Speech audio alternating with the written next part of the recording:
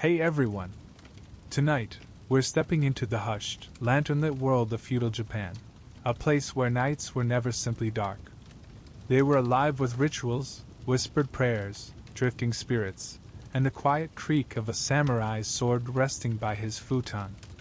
Before we dive in, take a second to like this video and subscribe, but only if you actually enjoy traveling back in time with me. And in the comments let me know, where are you listening from? And what's the night like where you are? I love imagining our little community scattered across the world, sharing this moment together. Now, dim the lights. Maybe light a candle if you have one. Let the hum of the present fade to the edges. Close your eyes, settle in, and let's step quietly into the Japanese night. Dim the lights, let the world grow quiet around you. You are standing in the stillness of a samurai residence, somewhere in the shadow of Kyoto, sometime in the 16th century. The paper shoji doors creak faintly in their frames as a winter wind slips through the garden, carrying the scent of pine and faint incense. Beneath you, tatami mats release their grassy, sun-warmed smell, a reminder of summer long gone. The only light is the flicker of an oil lamp, swaying ever so slightly as if it, too, is listening for something. And you are not alone. A sword rests within arm's reach, always within arm's reach, for a samurai's sleep is never without its edge. Somewhere, far off, a temple bell tolls, its deep sound rolling through the night like a warning and a prayer. Yet it is not the living you fear most in this hour. It is the other world, the unseen. For in feudal Japan, when darkness fell, the walls between the living and the dead grew thinner. Shadows stretched longer. And every creak of the house, every whisper of the wind might just be the footfall of a yūrei, a restless ghost, drawn to the warmth of the living. Asterisk. Tonight, we are going to walk softly through that darkness together. We will lie upon tatami and feel the coolness of the mats. We will step into the dreams of warriors and monks. We will meet the spirits that haunted their nights and the rituals that gave them courage. This is the story of night in feudal Japan, of sleep, of fear, and of the fragile peace between this world and the next. Slide the shoji door closed behind you. Slowly, softly, the night in this house is a living thing, and it notices every sound. The paper panel sighs as it settles back into its wooden frame. Inside, the world feels hushed, held together by the faint glow of an oil lamp perched in the corner. Its light is soft, golden, flickering in a way that makes the shadows sway like silent dancers across the plaster walls. The smell of tatami greets you immediately, that unmistakable blend of straw and earth, faintly sweet and grassy, as though the summer sun still lingers in its fibers. If you've never slept on tatami before, you're about to discover that it doesn't simply support you, it grounds you. In feudal Japan, sleeping arrangements were not static things, not bulky beds locked to a corner as in the West. They were alive, changing with the hour. This room, where you now stand, may have served as a dining area earlier in the day, or perhaps a meeting space where family business was discussed. But as the sun set, the rhythm of the house shifted. The bedding was brought out, thin futons unfurled, sheets smoothed, quilts shaken gently before being laid out. Everything is done with care. You kneel, then sit, then finally stretch across the futon, feeling the delicate give of the mats beneath. They are cool at first, especially in winter, when the night air bites at the edges of the room. But beneath the chill is a faint, comforting springiness. Tatami has a way of reminding you that you're close to the earth, much closer than in the tall beds of European lords or the raised platforms of Chinese scholars. Here, you rest at ground level, in every sense of the phrase. And look, do you notice how ordered it is? Where everyone sleeps has meaning. In a samurai household, the head of the family lies closest to the inner wall, the safest position. Children and attendants are placed outward, near the sliding doors. Guests, that means you tonight, occupy the liminal spaces. Hospitality, yes, but also strategy. Should danger come, fire, thieves, or worse, the placement determines who meets it first. In the countryside, the pattern shifts. Peasant homes are single-room affairs, and sleep becomes a collective act. Whole families, sometimes 3 generations deep, stretch out together beneath shared quilts. A prize dog might curl at someone's feet. A chicken, if particularly beloved or simply stubborn, might roost nearby. It is less decorum, more survival, a shared heat against the cutting cold. And yet even here, there is an unspoken order, elders at the center, children tucked safely between them, the strongest at the edges, where the draft creeps in. Do you hear it? The house has its own soundscape. The wooden beams creak softly, like an old man shifting in his sleep. A charcoal brazier murmurs in the corner, exhaling a faint hiss with every shift of its coals. Outside, the world is alive, the distant croak of frogs, the rhythmic sighing of crickets, the occasional bark of a dog in the village beyond. And then, a sound that silences everything else for a moment, the deep toll of a temple bell. It rolls across the night like a wave, as if reminding everyone, from farmer to lord, that even in sleep, the Dharma hums on. Night in feudal Japan is not empty. It is full. Full of breath, of prayer, of superstition. But before you sleep, there are rituals. The day does not simply end here. It is closed with care. A samurai might kneel before the household kamidana, the little Shinto altar, and offer a quiet prayer to the kami of his home. A farmer might wash his hands and mouth at a stone basin, muttering gratitude for the day's survival. Even the act of preparing bedding carries a quiet reverence. Futons are unfurled carefully, smoothed by hand, as though you are inviting rest itself to join you. In the morning, they will be folded and stored, as if the previous night was a temporary dream you have now packed away. And that is how it feels, temporary. Here, sleep is not ownership. It is permission. You are not claiming the night, you are borrowing it. Now, let us talk about the futon itself. Western travelers, upon first encountering these thin mattresses, often describe them as little more than quilts on the floor. But that misses the point. A futon is more than bedding. It is adaptable, seasonal. In the sweltering summers, you sleep with a single layer, allowing the night air to move freely. In the harshness of winter, you add layers, a cake futon, a heavier quilt, perhaps even a cover of silk if your means allow. Wealthier households might include silk-stuffed futons, while peasants sleep under patched cotton or hemp, hand-dyed in the deep indigo that resists both insects and stains. And then there is the pillow, the makura. Do not expect the soft, cloud-like cradles you know. These are small, firm, often filled with buckwheat hulls or rice chaff. Some are even made of wood, their purpose not comfort but the preservation of elaborate hairstyles, especially for women of status. If you thought beauty sleep was meant for relaxation, Japan will teach you otherwise. The season, too, dictates the sleep. In winter, braziers glow faintly in corners, their embers carefully banked to last the night. Hands are tucked inside sleeves. Some wrap heated stones in cloth to press against their feet. In summer, sliding doors are left slightly ajar to let in the evening breeze, and inevitably, the soft whine of mosquitoes. You will meet them soon enough. This rhythm of adjusting to the seasons, of sleeping with, rather than against, nature, is woven deeply into life here. And yet, for all its physicality, night in feudal Japan is also deeply spiritual.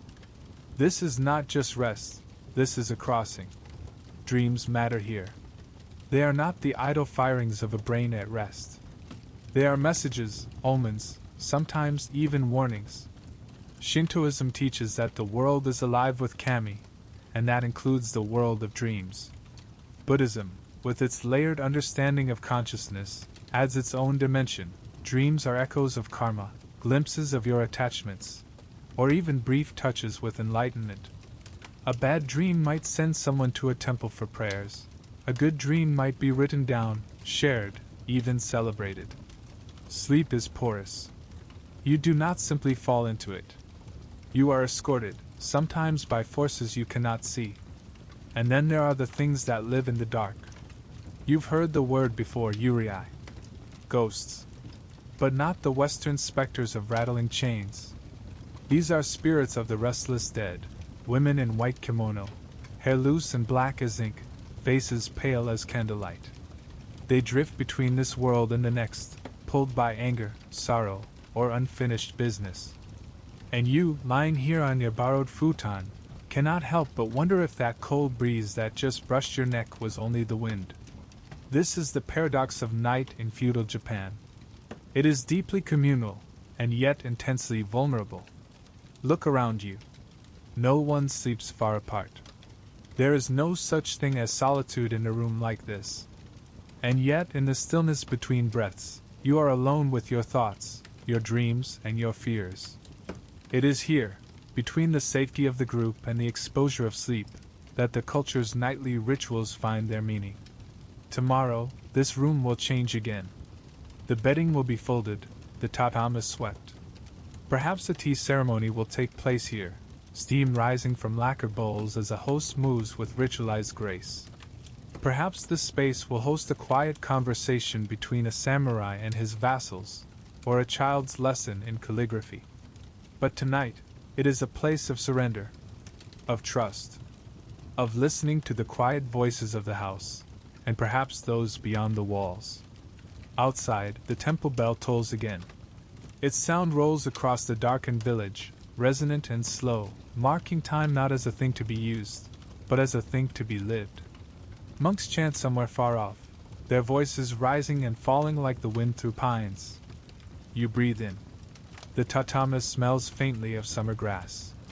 The brazier exhales another sigh of smoke. And for a moment, just before sleep takes you, you understand why they slept this way, close to the earth, close to each other, close to the unseen. You hear it before you see it. A faint metallic sound, like the soft clink of steel against lacquer. You open your eyes, only halfway, and catch the faintest glimmer of a blade. It's not your blade. The samurai of this house sleeps just beyond you, his futon positioned deeper within the room, near the safest wall. Yet even in sleep, his presence hums like a drawn bowstring. He has not surrendered to the night the way others have.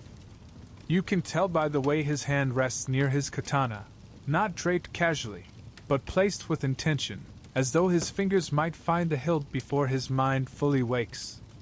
This, you realize, is what it means to be samurai. To the warrior class, night was not purely a time for rest. It was another arena, one of vigilance. Their sleep carried the same weight as their waking hours. Because in this world, danger rarely announced itself at noon. It came in the quiet hours, a rival's assassin, a fire creeping along the wooden corridors of a manor house, the uninvited return of the dead. And so they slept armed. In the West, a knight might hang his sword by the bed, trusting that the stone walls of his keep would grant him warning. Here, the samurai kept his katana close, often within arm's reach, laid carefully atop its stand or, in troubled times, resting on the very futon where he slept. His wakizashi, the shorter companion blade, stayed even closer. You could read a man's sense of security in how far his swords were from his hand at night. This habit was more than practicality. It was philosophy. The Bushido Code, though less a fixed manual than a living, evolving ethic, taught readiness, even in sleep. Death could arrive at any hour, and a samurai was to meet it with composure, whether in the full light of battle or in the half-dreaming haze between midnight and dawn. The ideal was mushin, no mind, the ability to act without hesitation or fear. Imagine being so practiced that even in the dark, half asleep, your body could find the blade as naturally as it finds breath. Some trained for this very thing. Accounts from the Edo period describe samurai rehearsing how to rise from a futon and draw their swords in a single fluid motion. It wasn't paranoia, it was discipline. If the house caught fire, or if a thief crept across the tatami, they would be ready. Listen closely. Do you hear how different his breathing is? Not the deep, slack rhythms of a peasant exhausted from the day's labor, nor the light, restless sighs of a child tangled in dreams. The samurai sleeps in a state that feels almost provisional, like a man who expects to wake at any moment. In the faint lamplight, his armor, dumaru, hangs silently on a rack in the corner. He does not wear it at night, no one would. But its presence is enough. It's a reminder that even in the stillness of this room, battle is never far. What do you suppose he dreams of?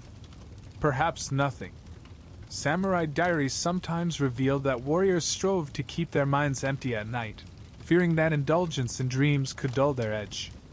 And yet, others believe dreams to be omens. There are records of daimyo interpreting dreams before military campaigns, of swordsmen waking with new insights on strategy, of warriors haunted by visions of those they had killed. The night does not soften them. It tests them. This sense of readiness bled into even the smallest details. Some samurai preferred to sleep facing the door, their swords angled for a clean draw. Others used their folded clothing or even their armor as pillows, ensuring they could dress at a moment's notice. In castles, guards rotated night watch, but for a warrior, there was no true reprieve. And it wasn't only men. Samurai women, anabigeisha, also trained for defense. A wife of a warrior might sleep with a naginata nearby, the long polearm resting within reach in case the household came under attack. Imagine the sight, a quiet room of silk screens and flickering lamps, and behind them, a woman prepared to cut down anyone who crossed her threshold. But readiness came with its own ghosts. How restful can sleep truly be when you live with the knowledge that death is always near? When the last thing you touch before closing your eyes is the weapon you may need to kill, or die, with? Some found solace in Zen Buddhism, using meditation before bed to empty their thoughts. Others whispered prayers to the kami, seeking protection for themselves and their families. But even then, no ritual could fully erase the truth. The sword beside them was not just a tool. It was a companion, a witness, and if fate demanded it, an executioner. And so, in this room, while the peasants and servants drift into soft oblivion, the samurai's rest is a different thing entirely. It is measured, light, like a soldier napping on the march. He is at the threshold between life and death, and he has trained himself to be comfortable there. The brazier hisses softly as a coal collapses inward. Somewhere outside, a temple bell tolls the hour, and the warrior beside you does not stir. His body sleeps, but his spirit remains, like the steel by his hand, sharp. You can almost tell when he crosses over. The samurai's breath, once shallow and deliberate, deepens. His fingers still rest near the hilt of his sword, but his grip loosens. His body has surrendered, but his mind has only begun its night's journey. Because here in feudal Japan, dreams were not idle. They were doorways. Imagine, if you will, what it means to dream when you live in a world saturated with spirits, gods, and restless dead. There are no just dreams. Here, every vision carries weight. Every shadow, every whisper, every surreal scene you encounter in the night feels like it has been placed there for a reason. Buddhism and Shinto, two great rivers flowing through Japanese spiritual life, converged in their view of dreams. From the Shinto side, dreams were messages from the kami, divine spirits tied to place, family, and fate. A dream of a fox, for instance, might mean a messenger from Inari has visited you. A dream of flowing water could suggest purification, or a warning that your life's course is changing. From the Buddhist side, dreams were mirrors of the self. They were karmic reflections, shaped by one's actions, attachments, and fears. In Zen monasteries, monks interpreted dreams as teachings, even as koans, riddles meant to lead the mind toward enlightenment. To dream in feudal Japan was to be spoken to, by gods or ghosts, by karma or conscience. The samurai sleeping beside you might hope for a particular kind of dream, a takusen, a revelatory dream, often interpreted as divine guidance. Daimyo and generals sometimes claimed to receive strategy from such dreams, as though the universe itself had whispered battle plans to them in the dark. Monks, too, sought these dreams, visions of the Buddha, of bodhisattvas, of their own liberation. But dreams could also terrify. Enter the akumu, nightmares. These were not brushed off with the groggy. That was strange. No. They were treated as warnings. A nightmare of being pursued could suggest a coming betrayal. A dream of one's house burning might lead the dreamer to purify their home with prayer and incense the very next day. For some, the line between dream and haunting blurred entirely. When a woman dreamed of her dead husband visiting her in the night, was it grief? Or was it his yūrei, his restless ghost, coming to her futon? Dreaming wasn't passive. People prepared for it. Samurai, monks, peasants, all shared a version of the same bedtime ritual, purifying the body, quieting the mind. Washing hands and mouth before bed wasn't just cleanliness, it was spiritual preparation. Some slept with protective charms near their pillow, ofuda, paper amulets from shrines, or small wooden talismans. In Buddhist temples, monks went further. Before bed, they recited sutras. They practiced zazen, seated meditation, until their minds stilled. For some, the aim wasn't to drift aimlessly into the dream world, but to dream lucidly, using the night as another space for practice. In certain sects, dreaming of the Buddha or of a pure land was seen as an auspicious sign, even a foretaste of rebirth in paradise. It is strange to imagine, isn't it? Going to bed not to rest, but to train. If you woke from a strange dream in medieval Japan, you didn't always keep it to yourself.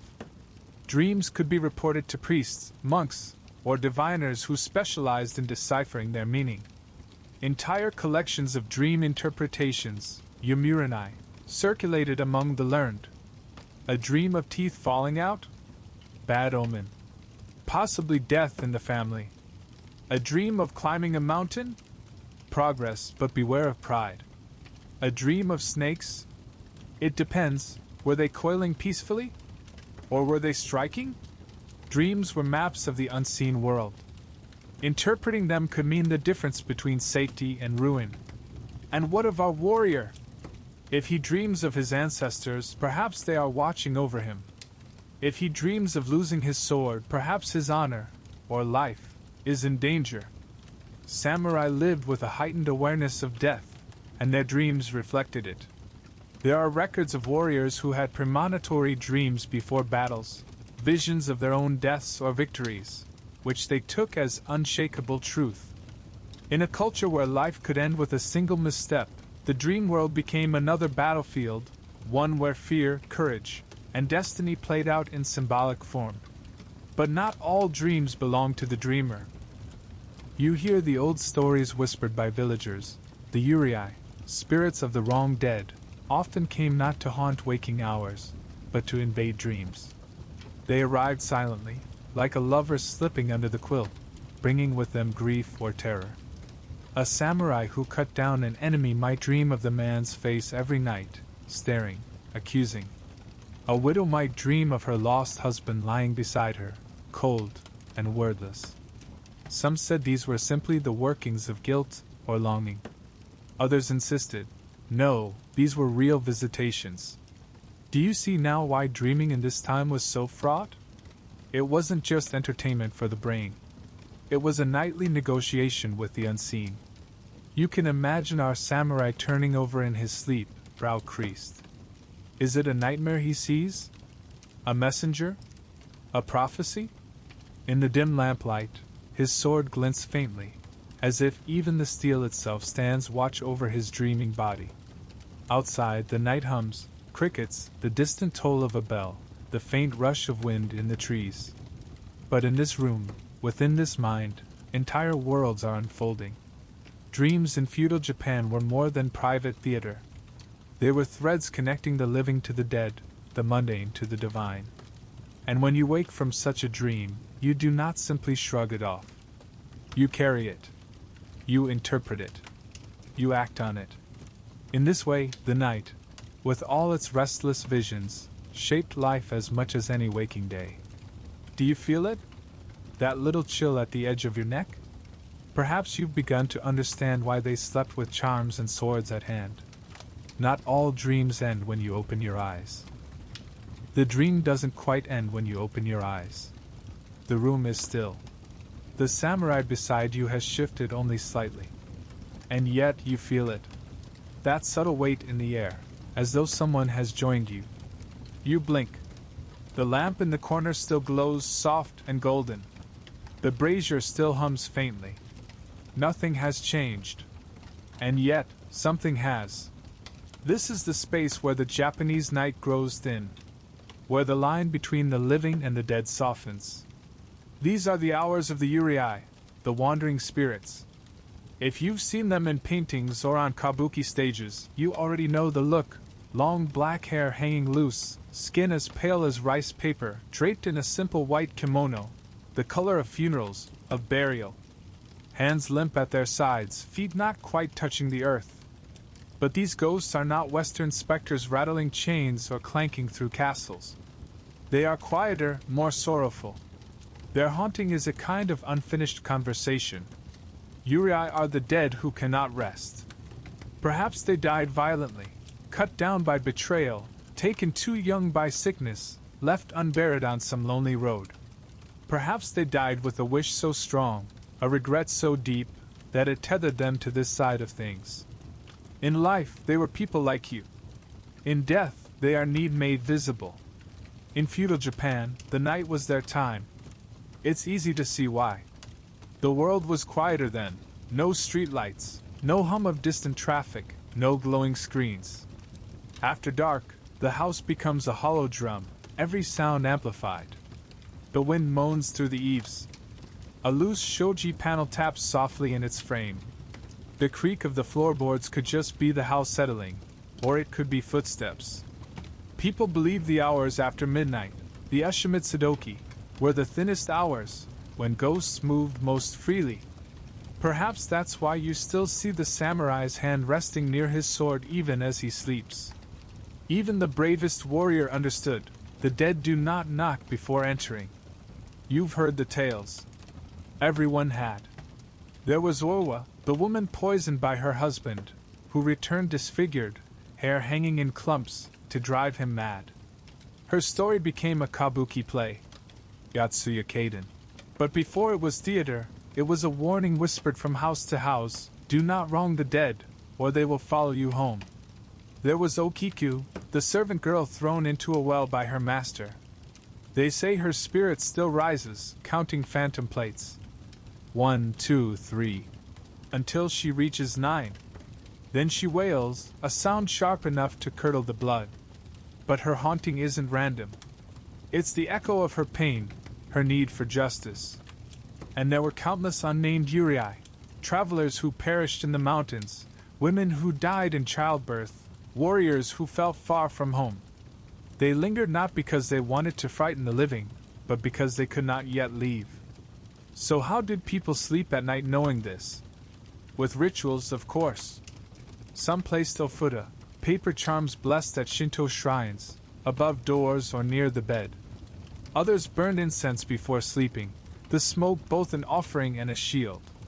Salt was another favorite, a purifying substance scattered at thresholds to keep spirits from crossing. In rural villages, people told stories together at night precisely to make the yūrei seem smaller, contained. There's a custom called Hyakumonogatari, 100 stories. Neighbors would gather, light 100 candles, and tell ghost stories, extinguishing one candle after each. By the end, they'd be in complete darkness, and according to tradition, the last story would invite a spirit to appear. It was terrifying, yes, but it was also a way of naming the fear. Because once a ghost has a name, it is less of a shadow and more of a neighbor. But here's the thing, yūrei are not always vengeful. Many simply linger. The ghost of a mother might watch over her child, returning night after night to rock an empty cradle. A loyal retainer might remain by his lord's side, guarding his household even in death. These were called abyum or onryo, depending on their purpose, categories of ghosts as distinct as any living role. The Japanese night, then, wasn't just frightening. It was layered. Some spirits harmed, yes, but some protected, some warned, some simply wept. And this understanding, that the dead still cared, still acted, still longed, made it easier to share the dark with them. You can feel it now, can't you? That heaviness in the room. That subtle prickle of awareness, as though someone is standing just beyond the paper screen, waiting. But don't be afraid. The samurai hasn't stirred. The family sleeps on, their breathing deep and even. Whatever lingers in the doorway does not wish you harm. Perhaps it only wants to be seen, to be remembered. You lie back down. You breathe in the warm, straw-sweet scent of the tatami. The ghost, if it is a ghost, stays quiet, like a thought that hasn't yet formed words. And slowly, as the night settles over you like a heavy quilt, your fear softens. Because here in feudal Japan, the living and the dead have always shared their nights. Not every spirit in the Japanese night came to frighten. Some came to guard, and some to guide the lost. In many old houses, particularly in the northern provinces, people whispered about Tsushiki Warashi. These weren't vengeful ghosts. They were the opposite. These childlike spirits, often invisible but sometimes glimpsed as little boys or girls in simple kimono, were said to bring luck and prosperity to any home they inhabited. If your rice harvest was unexpectedly plentiful, or your family business began to thrive, some would quietly thank the unseen child in the tatami room. But Tsushiki Warashi were fickle. If neglected or offended, they might leave, and with them, the household's fortune. That's why families often set out sweets or toys, small acts of kindness for their quiet guardian. And on winter nights, some even left a warm quilt folded in the corner, as if to say, "Stay with us, little one." For travelers who feared yūrei on lonely roads, there was comfort in the sight of jizo statues, those small, round-faced guardians of children and wayfarers. People tied red bibs around their necks, left offerings of coins, and whispered prayers. Why jizo? Because he was the compassionate bodhisattva said to protect souls in limbo, especially those of children. To sleep near a jizo statue, even outdoors, was to rest under the gaze of one who guides lost spirits. Some carried small jizo amulets for the same reason, tucking them into bedding when sleeping far from home. Of course, some yūrei needed more than charms. For these, temples offered sagaki, feeding the hungry ghosts. Monks performed these rites to satisfy spirits tormented by their cravings, offering bowls of rice, water, and incense while chanting sutras. Families could request these rituals, especially after a violent death, or if a loved one's spirit seemed troubled. Sometimes entire villages held such ceremonies, believing their misfortunes were the work of unsettled dead haunting their fields or wells. In this way, the temple became a bridge between the grieving and the ghosts, the restless and the peaceful. To us, these may sound like superstition, but for the people of feudal Japan, these acts weren't just fear-driven. They were expressions of empathy. A restless spirit was not an enemy to be destroyed. It was a neighbor to be soothed, a soul in need of compassion. And perhaps that is the most striking thing about these beliefs. Even in the realm of ghosts, the response was often kindness, offerings, prayers, a quilt left out for a wandering spirit who might still be cold. The room feels a little different now, doesn't it? The air still holds that weight, but not all weight is menacing. Some of it is presence, watchfulness. And as you lie back down, the thin walls between you and the unseen no longer feel hostile. They feel shared. The night hums softly around you. The house breathes. The dead, if they are here, are at peace. And you, at last, feel safe enough to drift. The temple bell that rolls through the night does more than mark the hour. It calls the wandering. It promises them, you are not forgotten. In Kyoto, there's an old story about Rokuhara Mitsuji, a temple famed for caring for the poor and the dead. They say that one winter, a monk there began to notice a woman praying at the gates each night. Her figure was delicate, her head bowed low, her robes plain and thin against the cold. Night after night, she came, always after the gates had closed, whispering prayers for her lost child. One evening, the monk decided to meet her. But when he stepped out with a lantern, the woman faded into the mist. The next day, villagers revealed the truth. She had died years ago, buried in a pauper's grave with her infant. The monks held a sigaki ceremony for her, offering food, incense, and sutras not only for her soul but for the child she mourned. Afterward, she never appeared again.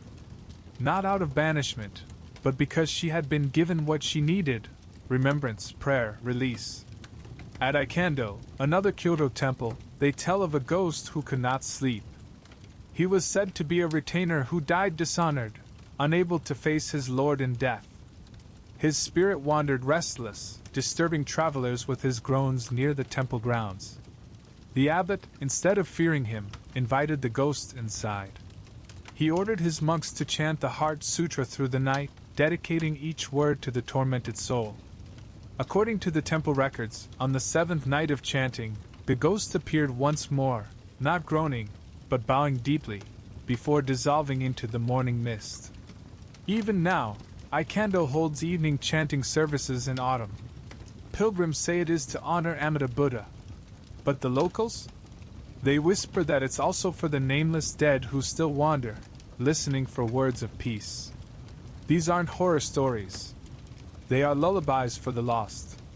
Each tale hums with the same truth: the yūrei are not so different from the living. They want comfort, justice, to be heard. And through temples, through monks chanting in cold halls or villagers leaving offerings by roadside jizo, they are given it.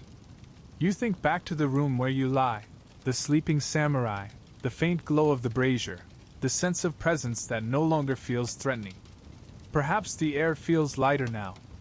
Because here in the Japanese night, even the dead can be invited to rest.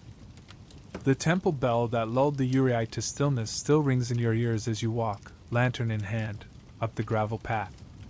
The night air is crisp, tinged with the faint smell of pine resin and incense.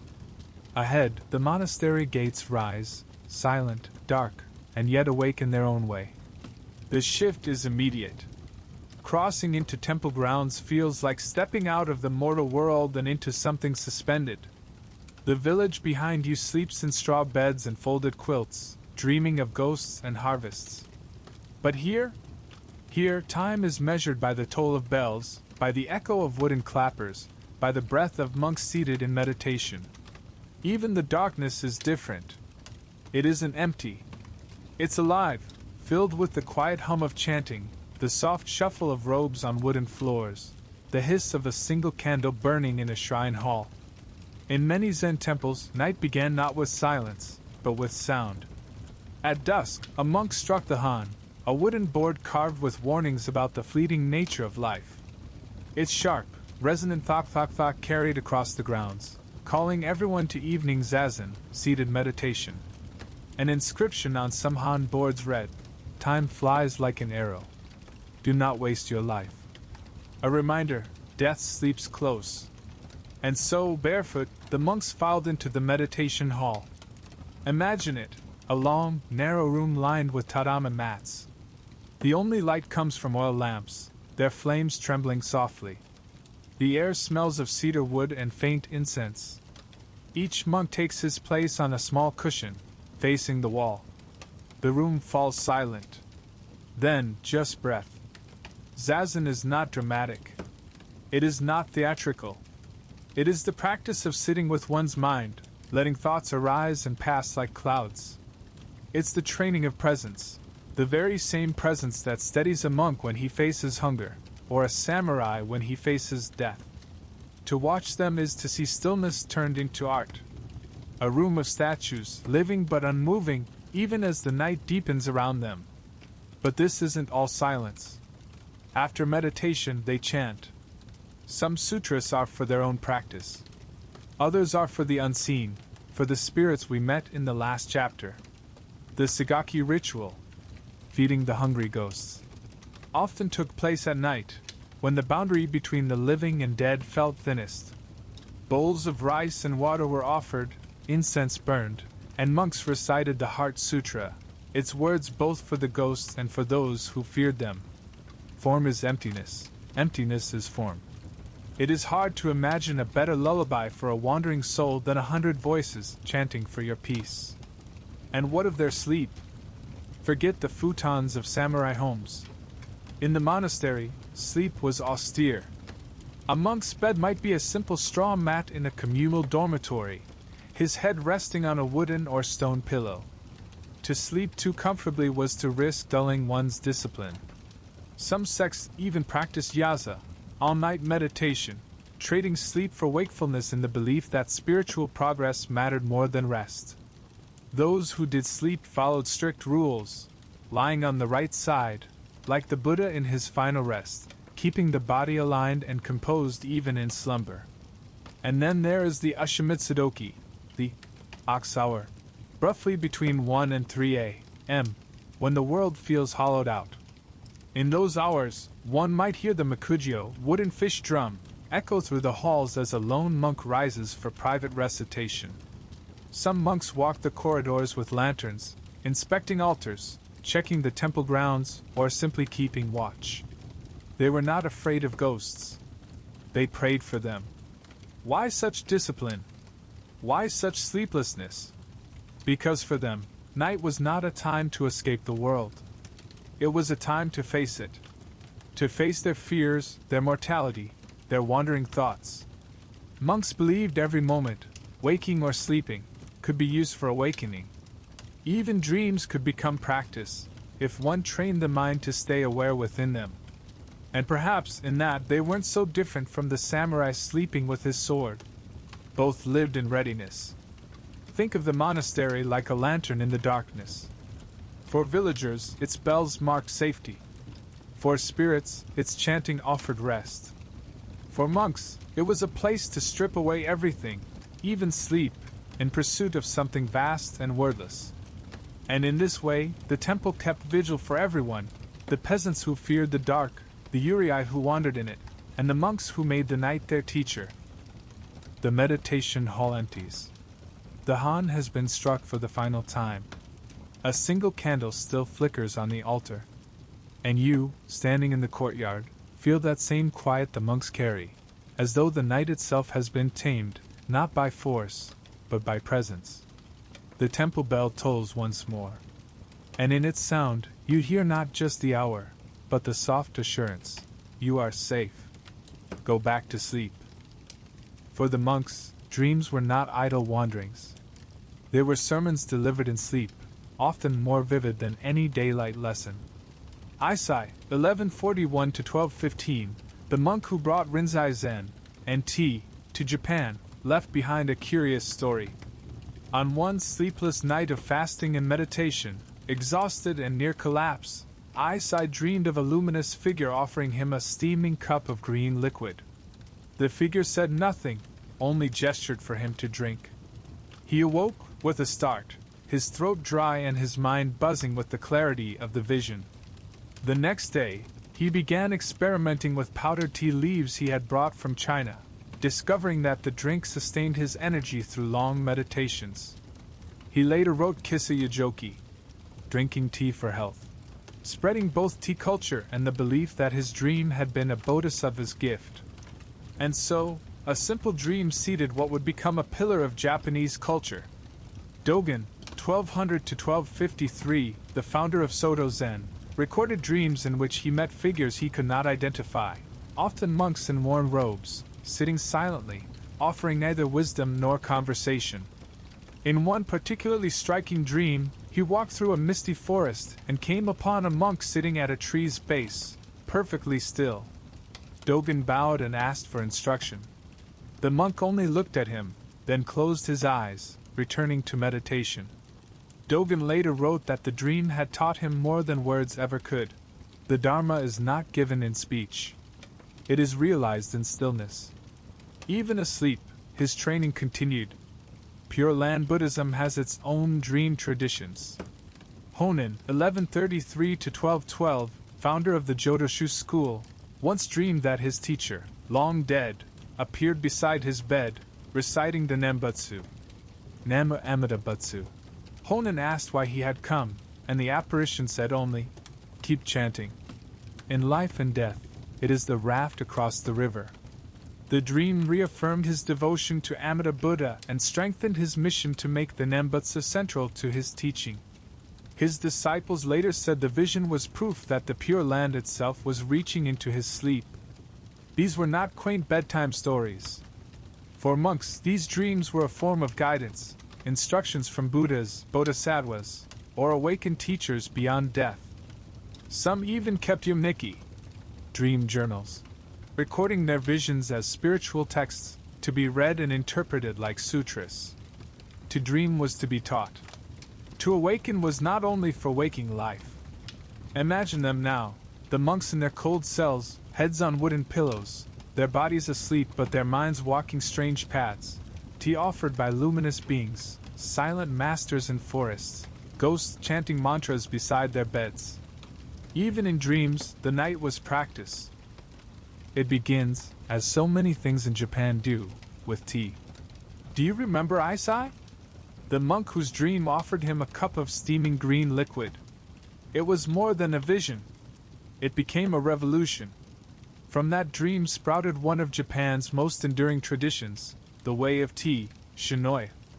What began as a monk's medicine for staying awake in meditation slowly transformed into a culture of stillness, hospitality, and quiet beauty.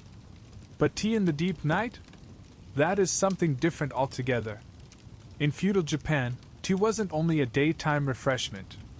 It was often shared in the calm hours after sunset, after the day's labors, after the chanting of sutras, after the restless ghosts were soothed with incense and prayer.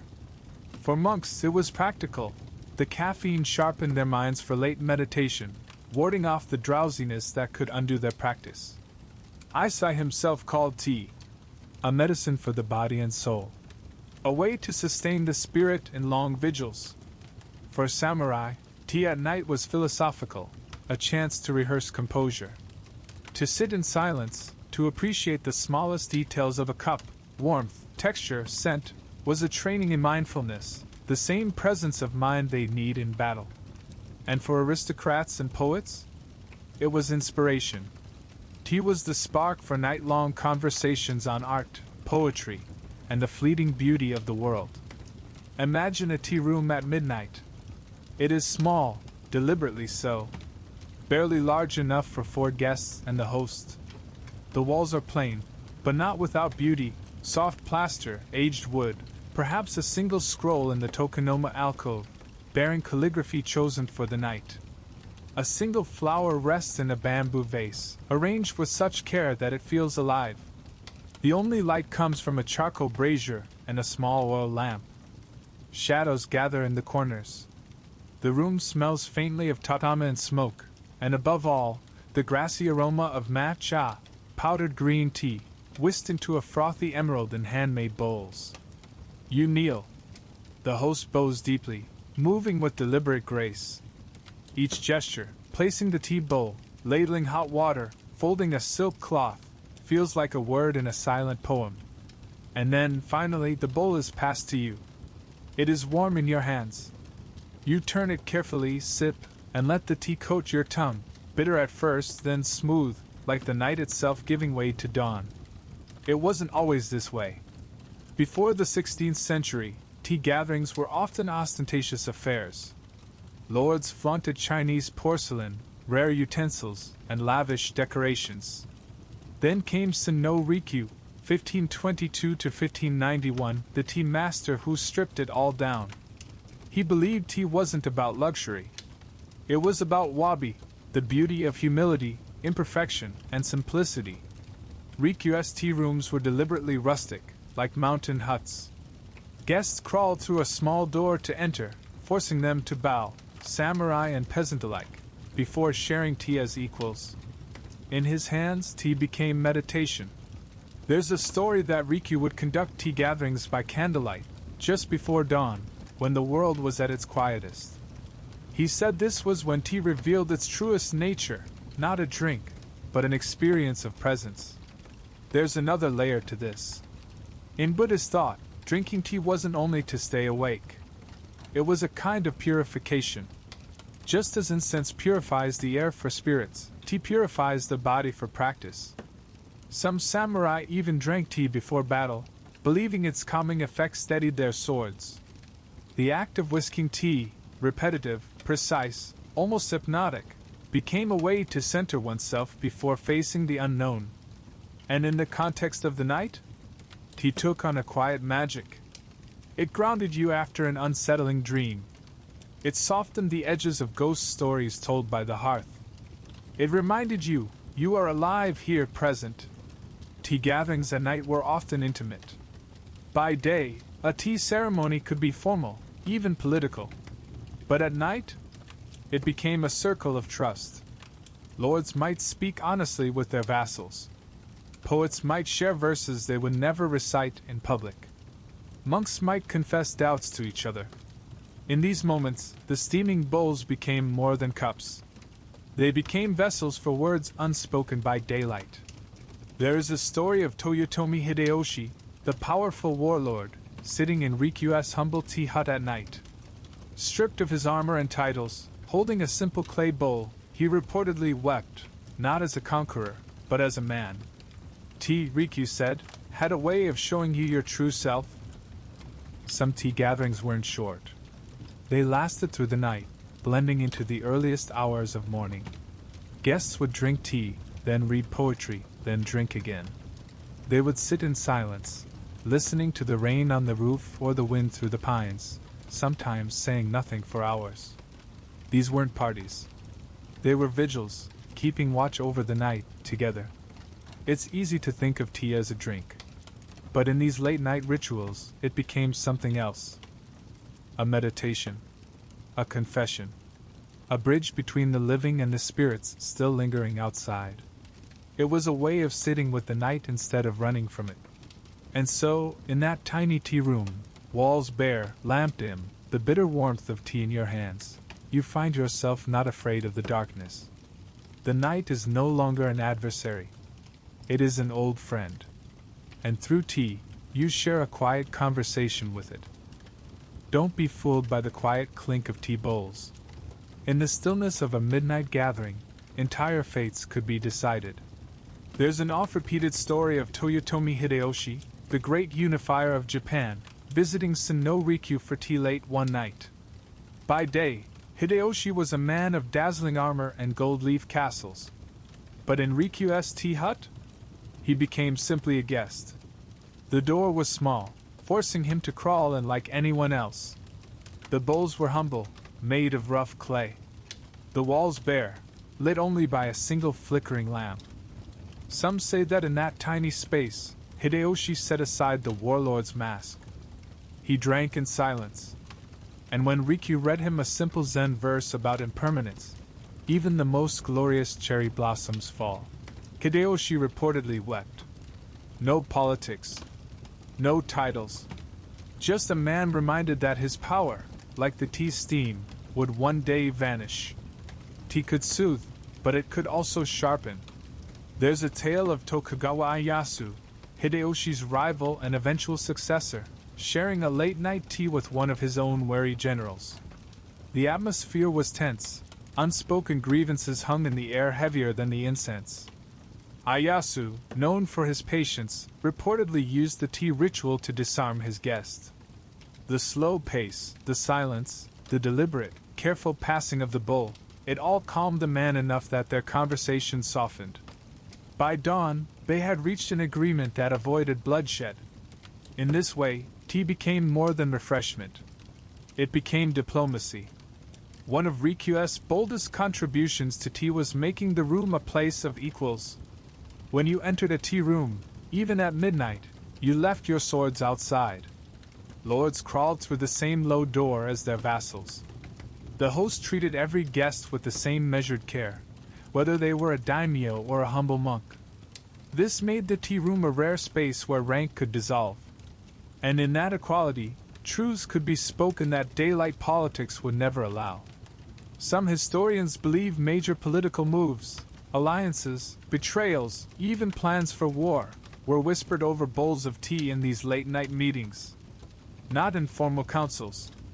Not in grand castles, but in a hut so small you could hear the other man's breath, where the shadows cloaked your words, and the night made you honest. What was said in those hours? We'll never fully know. But we know enough to say, some of Japan's quietest conversations shaped its loudest battles. So when you picture those midnight gatherings, the soft whisking of tea, the candlelight flickering across tired faces, remember, they weren't just ceremonies. They were confessions, negotiations, moments where history itself was steeped alongside the tea leaves. The tea bowls are empty. The candles have burned low. You step outside the tea room, bow to the host, and feel the night air wash over you like cold water. The stillness of that small hut lingers in your chest. But the moment you leave its grounds, the night changes. In the tea hut, night was cultivated, soft, deliberate, like a poem written in candlelight. But beyond the quiet manners of Kyoto and the fortified castles of daimyo, the majority of Japan lived in an entirely different night. The noble's night could be contemplative. The peasant's night was about survival. The contrast is staggering. Imagine the difference. In a Kyoto mansion, a noblewoman kneels on polished tatami, reading waka poetry by the light of a paper lantern. In a farmer's hut miles away, a mother crouches by a dwindling hearth, pulling her children close, listening to the wind batter the walls, wondering if the roof will hold through the storm. It was the same hour, the same country, but entirely different worlds. Step into a peasant's home at night. It's one room. Maybe two, if they're lucky. The walls are made of wattle and daub, wooden frames stuffed with mud and straw, thin enough that you can hear every gust of wind. No sliding paper screens here, no quiet alcoves for scrolls and flowers. Privacy does not exist. In winter, smoke clings to the rafters from a sunken hearth, yūrei, the only source of heat. The smell of charred wood mixes with sweat, with livestock, with the musty dampness of a floor that's little more than packed dirt. At night, the family huddles together on straw mats or thin futons, layered under patched quilts. Human warmth is the insulation. Infants sleep between parents, elders in the warmest spots, the youngest or strongest at the edges near the drafts. And sometimes you share your bed not only with kin but with chickens, or even a goat, brought inside for both warmth and protection. This wasn't quaint. It was necessary. For peasants, night was rarely restful. By day, they labored in the fields. By night, they often worked still, weaving, mending tools, repairing clothes by firelight. Winter nights were sometimes spent making ropes or straw sandals to sell at market. And when they did rest, they slept lightly, ears tuned for danger. A thief looking for food. A wild boar rooting too close to the house. The dreaded crackle of fire, always catastrophic for thatched-roof villages. Peasants lived on alert. Night was as much a watch as it was a respite. Now step into a noble's residence, perhaps a Shindenzukuri-style manor in Kyoto, or a castle keep in the countryside. Here, night was layered with ritual. Servants lit oil lamps in the corridors. Shoji screens insulated against wind. Nobles slept on finer futons, wrapped in silk bedding, far from the biting cold that plagued the commoner's hut. Even their dreams were different. A noblewoman might fall asleep to the sound of a koto, a long zither, played softly in another room. A courtier might stay awake late composing waka poetry about the winter moon. But this refinement came with its own anxieties. Nobles lived entangled in courtly games and political intrigue. A knock at the gate at midnight could mean a summons, or a conspiracy. And the higher one's station, the greater the fear of betrayal. So while peasants listened for wolves, nobles listened for whispers. Which was safer? Which was more restful? In some ways, either. For peasants, the dark was a wild, physical thing, cold, biting, hungry. For nobles, it was a quieter danger, one of politics, of rumors, of subtle courtly moves made under the cloak of night.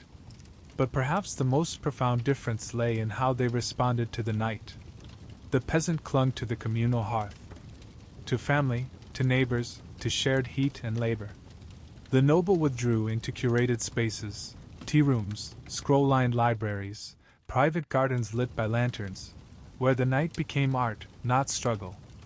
Two ways of taming the dark, one with survival, one with aesthetics. Yet, even these worlds weren't entirely separate. Festivals blurred the lines. At nighttime bonfires, peasants and nobles alike danced under paper lanterns for the Obun festival, welcoming ancestral spirits back home. Ghost stories were told in both huts and palaces, though in mansions, they were accompanied by fine sake, and in villages, by sake that burned all the way down. And everywhere, the temple bell marked the hours, uniting both the rich and poor in the same tolling rhythm of time. You leave the manor's polished corridors. You leave the smoky huts. And as you step back into the dark country road between them, you realize the night in feudal Japan wasn't one thing. It was many. 1,000 little worlds, each shaped by how much rice you harvested, by what name you carried, by how close your futon was to the center of the room. The moon shines on all of them, but its light falls very differently. The same moon watches over everyone. But listen closely, in the villages, it whispers warnings. In the palaces, it invites poetry. For the peasant, night was alive with presences. The forests beyond the rice paddies weren't just trees. They were the domain of Yamano Kami, mountain deities who might bless your harvest, or curse your family if disrespected. Fields were home to Tano Kami, rice spirits who guarded the crops. At night, farmers often left small offerings, bowls of rice, a splash of sake, at field boundaries to keep these unseen neighbors appeased. Then there were the yokai, shape-shifting creatures who roamed after dark. Parents warned their children of the naprabo, faceless ghosts who might appear on lonely roads. Travelers feared Majina, badgers said to lead wanderers astray with their tricks. And every peasant knew to bow when passing a roadside Jizo statue, murmuring a prayer for safe passage through the night. Superstition wove itself into daily practice. A broom left bristle up at the door to ward off evil. A strand of braided straw above the hearth to keep fire spirits from mischief. Knocking 3 times on a pillar before bedtime to frighten away lurking yokai. For peasants, these weren't quaint customs. They were survival. But there was joy, too. In summer, villages came alive with bonfires and paper lanterns for the Obon festival. Families lit candles to guide their ancestors' spirits back home, turning their huts into glowing beacons of welcome. Children chased fireflies, adults shared sake, and priests led chants for the departed. In those few nights, fear of the dark gave way to reverence. The night wasn't just dangerous. It was sacred. In contrast, nobles transformed the night into a canvas for elegance. By the Heian period, aristocrats had perfected the art of tsukimi, moon-viewing parties. Imagine it, courtiers in flowing robes gathered on palace verandas, sipping sake and composing waka poetry about the full moon reflected in a garden pond. The air hummed with the soft plucking of a koto or the mournful tones of a sho, a bamboo mouth organ. Poetry contests stretched long into the night. A lord might challenge his guests.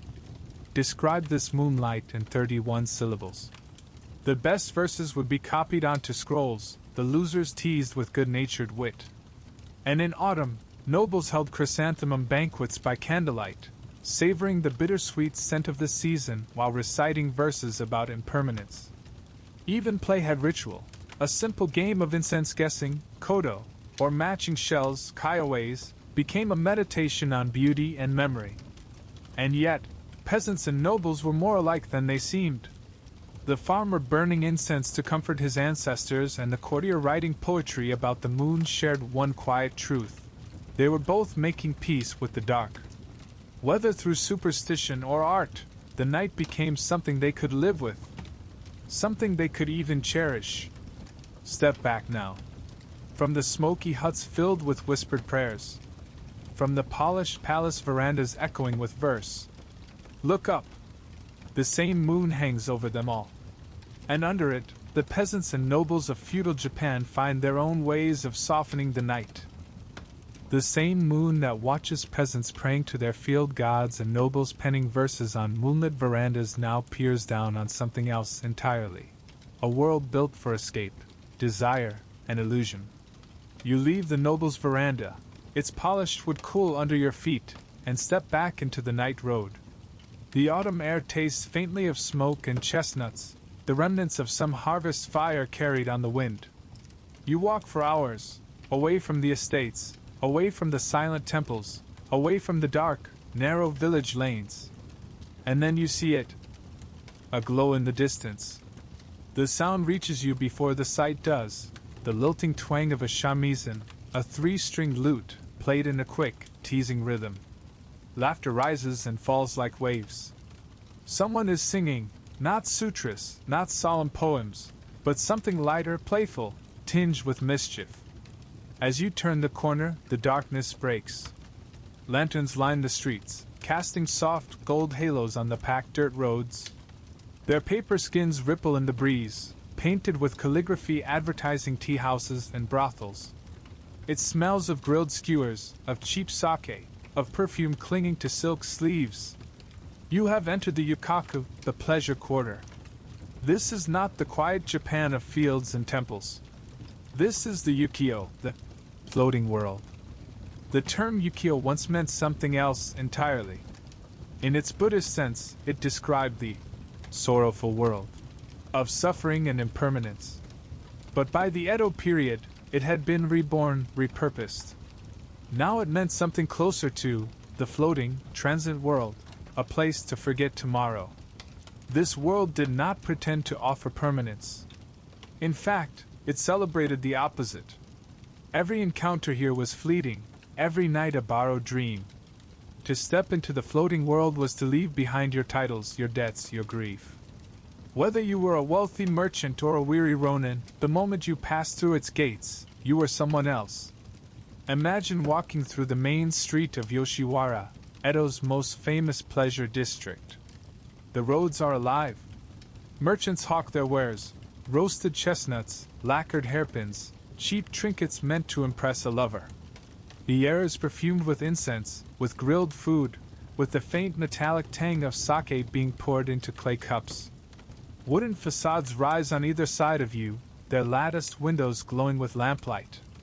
From behind them, you catch glimpses of courtesans, oiran, framed like living paintings in the upper windows, their faces pale, their hair adorned with jeweled combs and silk flowers. You can hear their laughter spilling into the night. But it isn't for you. Not yet. To meet an oiran was no simple matter. These weren't lowly prostitutes. They were celebrities, artists, conversationalists, and fashion icons rolled into one. An evening with an oiran was theater. She chose whether to acknowledge you, whether to invite you in. And even if you were chosen, you could expect more conversation and performance than intimacy. They played shamisen, recited poetry, quoted Chinese classics. They turned flirtation into an art form, balancing coyness with intellect, laughter with mystery.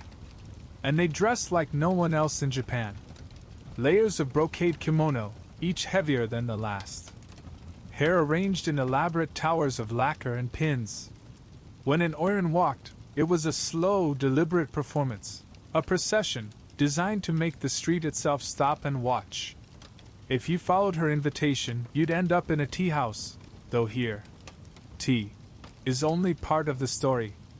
Inside, the air grows warmer, scented with incense and human closeness. Tatami floors creak underfoot as you pass through narrow corridors lit by lanterns. You're led to a private room. A brazier glows softly in the corner. A tray arrives, sake, a few seasonal delicacies, maybe pickled plums or grilled fish. And then she enters.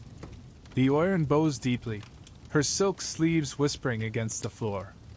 She pours your drink with a careful, practiced grace, but her eyes meet yours with something playful, testing. The conversation begins. And just like that, the illusion is complete. You are not a farmer or a merchant or a samurai. You are simply a guest in her floating world. By the late Edo period, another figure had joined the pleasure quarters, the geisha. Where Orin embodied high drama and spectacle, geisha brought something lighter: companionship, conversation, performance.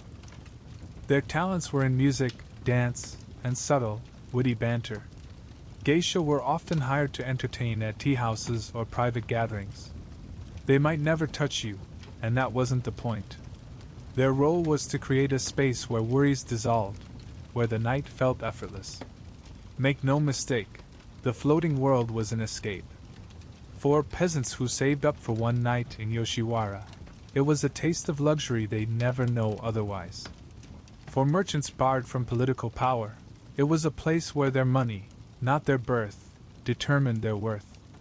For samurai, it was relief from the weight of honor and death that shadowed every waking moment. Even the courtesans themselves, trapped in the quarter by debts and contracts, found ways to create beauty in their gilded cage. But here's the thing, everyone knew it was temporary. The love affairs were staged. The poems recited between sips of sake were rehearsed. The laughter? Perhaps genuine, perhaps not. And yet, that was the point. The floating world wasn't about forever. It was about now. About tasting beauty fully, knowing it would slip away like steam from a tea bowl. As one Edo poet wrote, "A night in Yoshiwara. Cherry blossoms fall. Before you can name the color." This world was dazzling, but not without its shadows. Behind the painted faces of courtesans were women sold into bondage, some as children. Behind the laughter of patrons were men drowning their failures in sake. Yet somehow, within those contradictions, something deeply human emerged, a shared understanding that life was fleeting, imperfect, and worth savoring anyway. Leaving the floating world. You leave the tea house just before dawn. The streets are quieter now. The lanterns have burned low. A few revelers stumble home, humming songs they won't remember tomorrow. The illusion fades with every step you take. But for a few hours you floated. And that, after all, is what the floating world promised. The floating world is behind you now. The last shamisen notes have died away, the lanternlit streets are empty, and dawn still feels impossibly far. But as you walk the quiet road back toward the darkened countryside, something lingers. Not the perfume, not the sake, not the laughter. Something else. That little, crawling unease. The pleasure quarters had their purpose, to make you forget. To blur the sharp edges of life with warm sake, with flirtatious laughter, with the slow procession of an oiran in candlelight. But it never lasted. When the doors closed and the paper lanterns were snuffed, the fears came creeping back in. The most immediate fear? Fire. Feudal Japan was made of wood and paper, from the farmer's hut to the shogun's castle. A single spark could erase everything. Nighttime fires were particularly dreaded. By the time smoke woke you, it was often too late. Entire blocks of Edo were reduced to ash in hours, earning the city the grim nickname, the City of Fires. It was why many households kept buckets of water by their doors. Why watchmen patrolled the streets, striking wooden clappers to warn of danger. Why people slept lightly, always half aware of that faint, terrifying scent of smoke. Even samurai kept their armor close at night, not only for battle, but for fleeing a burning house. Then there were the human predators. Thieves prowled the alleys, slipping through paper screens like shadows. In the countryside, bandits struck travelers sleeping in roadside huts. In the cities, masterless ronin, some disgraced warriors, others outright mercenaries, haunted the dark, their swords as ready for robbery as for honor. That's why towns had night patrols. You could hear them coming by the rhythmic sound of their hayashiji. Wooden clappers struck together as they walked.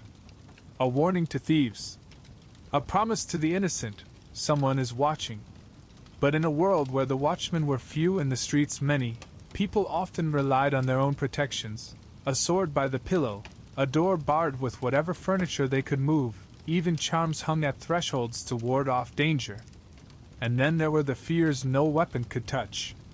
Even the floating world, with all its distractions, couldn't keep away the deeper dread, the spirits. In Edo's alleys, people whispered of kozade yūrei, the ghosts of mothers who returned from the grave to buy sweets for the children they left behind. Travelers feared obium, women who died in childbirth and appeared by night, begging passers-by to take their babies, only for the child to vanish into mist when held.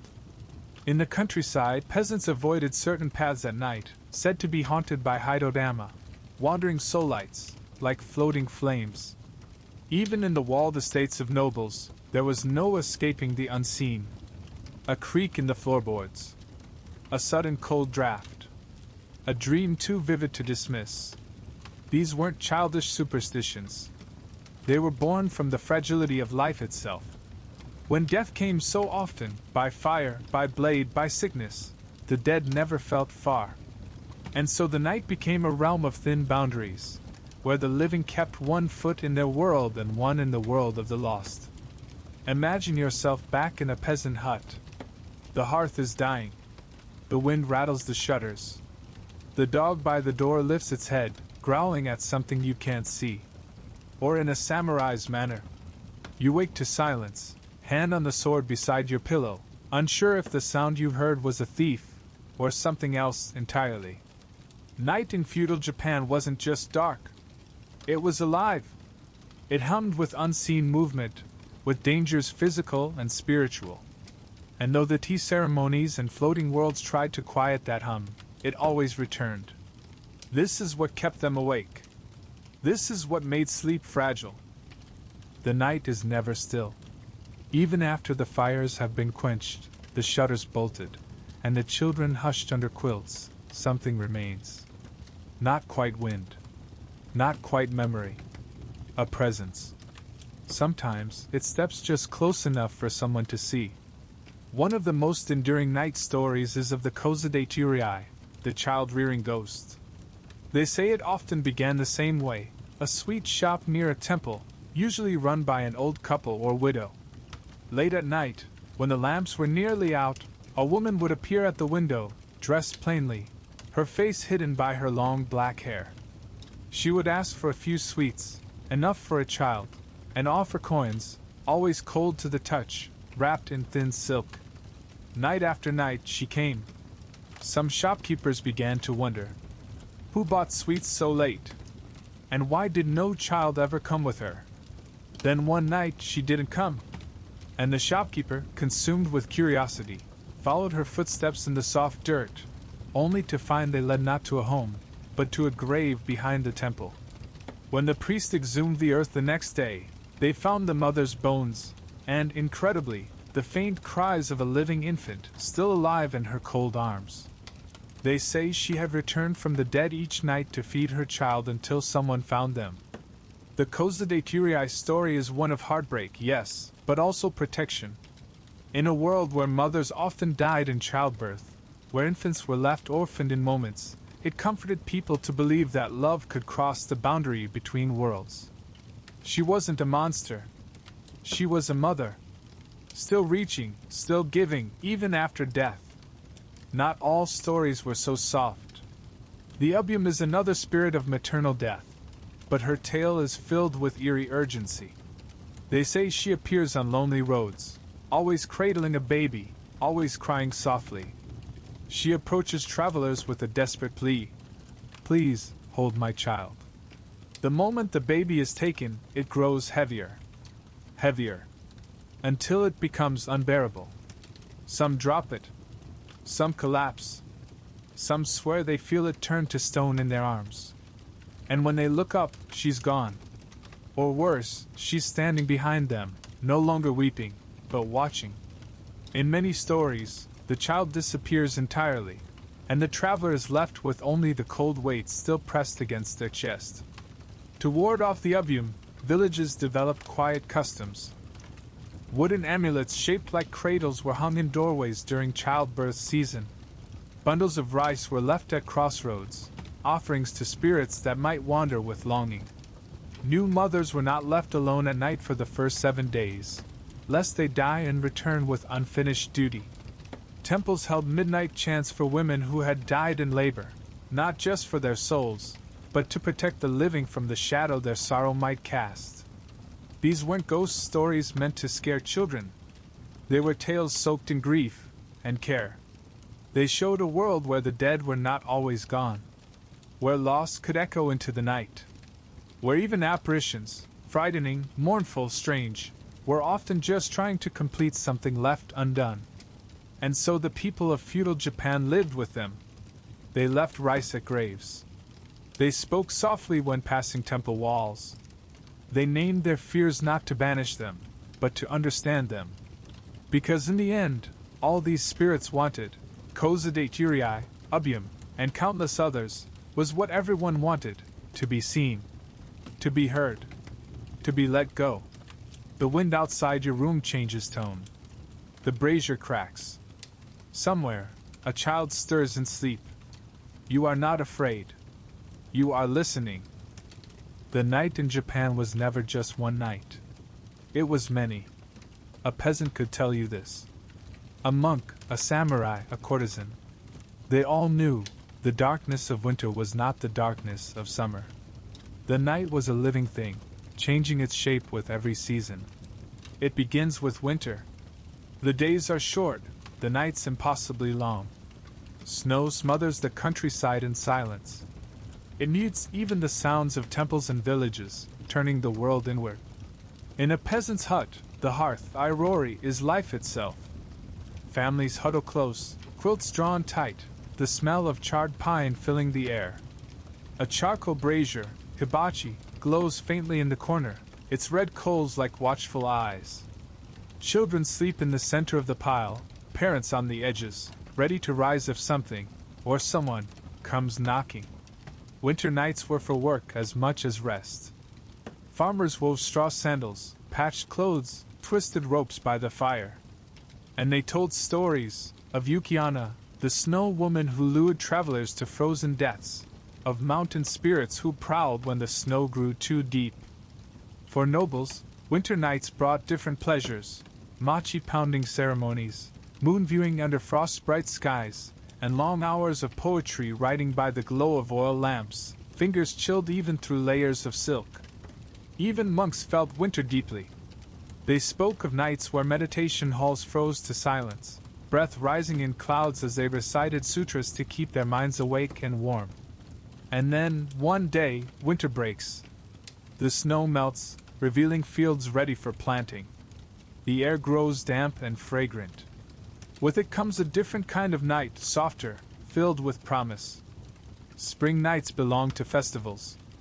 Villages lit lanterns for Hinamatsuri, the doll festival, praying for their daughters' health. Court nobles hosted poetry contests beneath blooming cherry trees, writing verses about petals that glowed pale under the moonlight. But with the thaw came danger, too. The rivers swelled, rats crept back into the villages, and with them came sickness. Spring nights hummed with insects, a sound that promised both life and the diseases it carried. If winter night was heavy and still, summer night was alive. The air thick with heat, buzzing with cicadas and the hum of mosquitoes. Tatami mats stuck to the skin. Doors were left open for the faintest breeze, letting in fireflies, and sometimes thieves. This was the season of Obon. For a few nights in midsummer, Japan welcomed its dead. Families lit paper lanterns to guide their ancestors' spirits home, set out offerings of rice and fruit, and gathered at temples for dances that lasted until dawn. But summer also brought fear. Fires spread easily in the dry city blocks, and the Ushimitsudoki, the hour of the ox, between 1 and 3 a.m., was said to be when spirits roamed most freely. Entire collections of ghost stories, like Kwaidan, grew from summer nights, when the air felt too heavy to sleep and imagination slipped easily into terror. For courtesans and geisha, summer meant long, languid evenings in pleasure quarters, sleeves damp with sweat as they poured chilled sake for their patrons. Even the floating world slowed under the weight of the heat. And then came autumn, the most poetic of nights.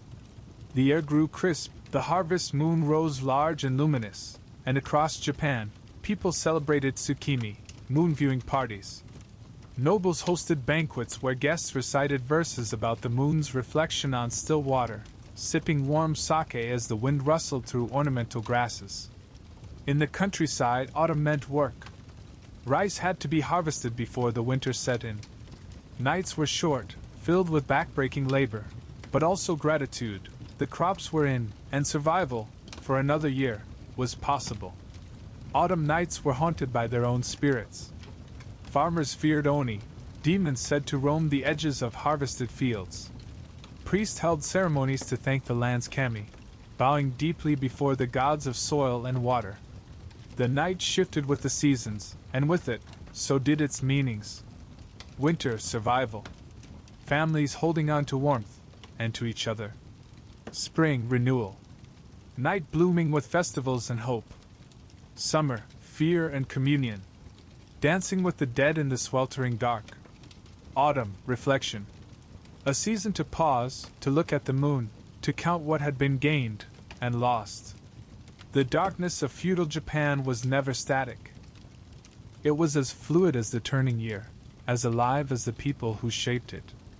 As you walk through this imagined Japan, its seasons unfurling around you like the pages of a painted scroll, you realize something. Night was never just the absence of day. It was a companion. Sometimes comforting. Sometimes cruel. Always changing. Every season had its own darkness.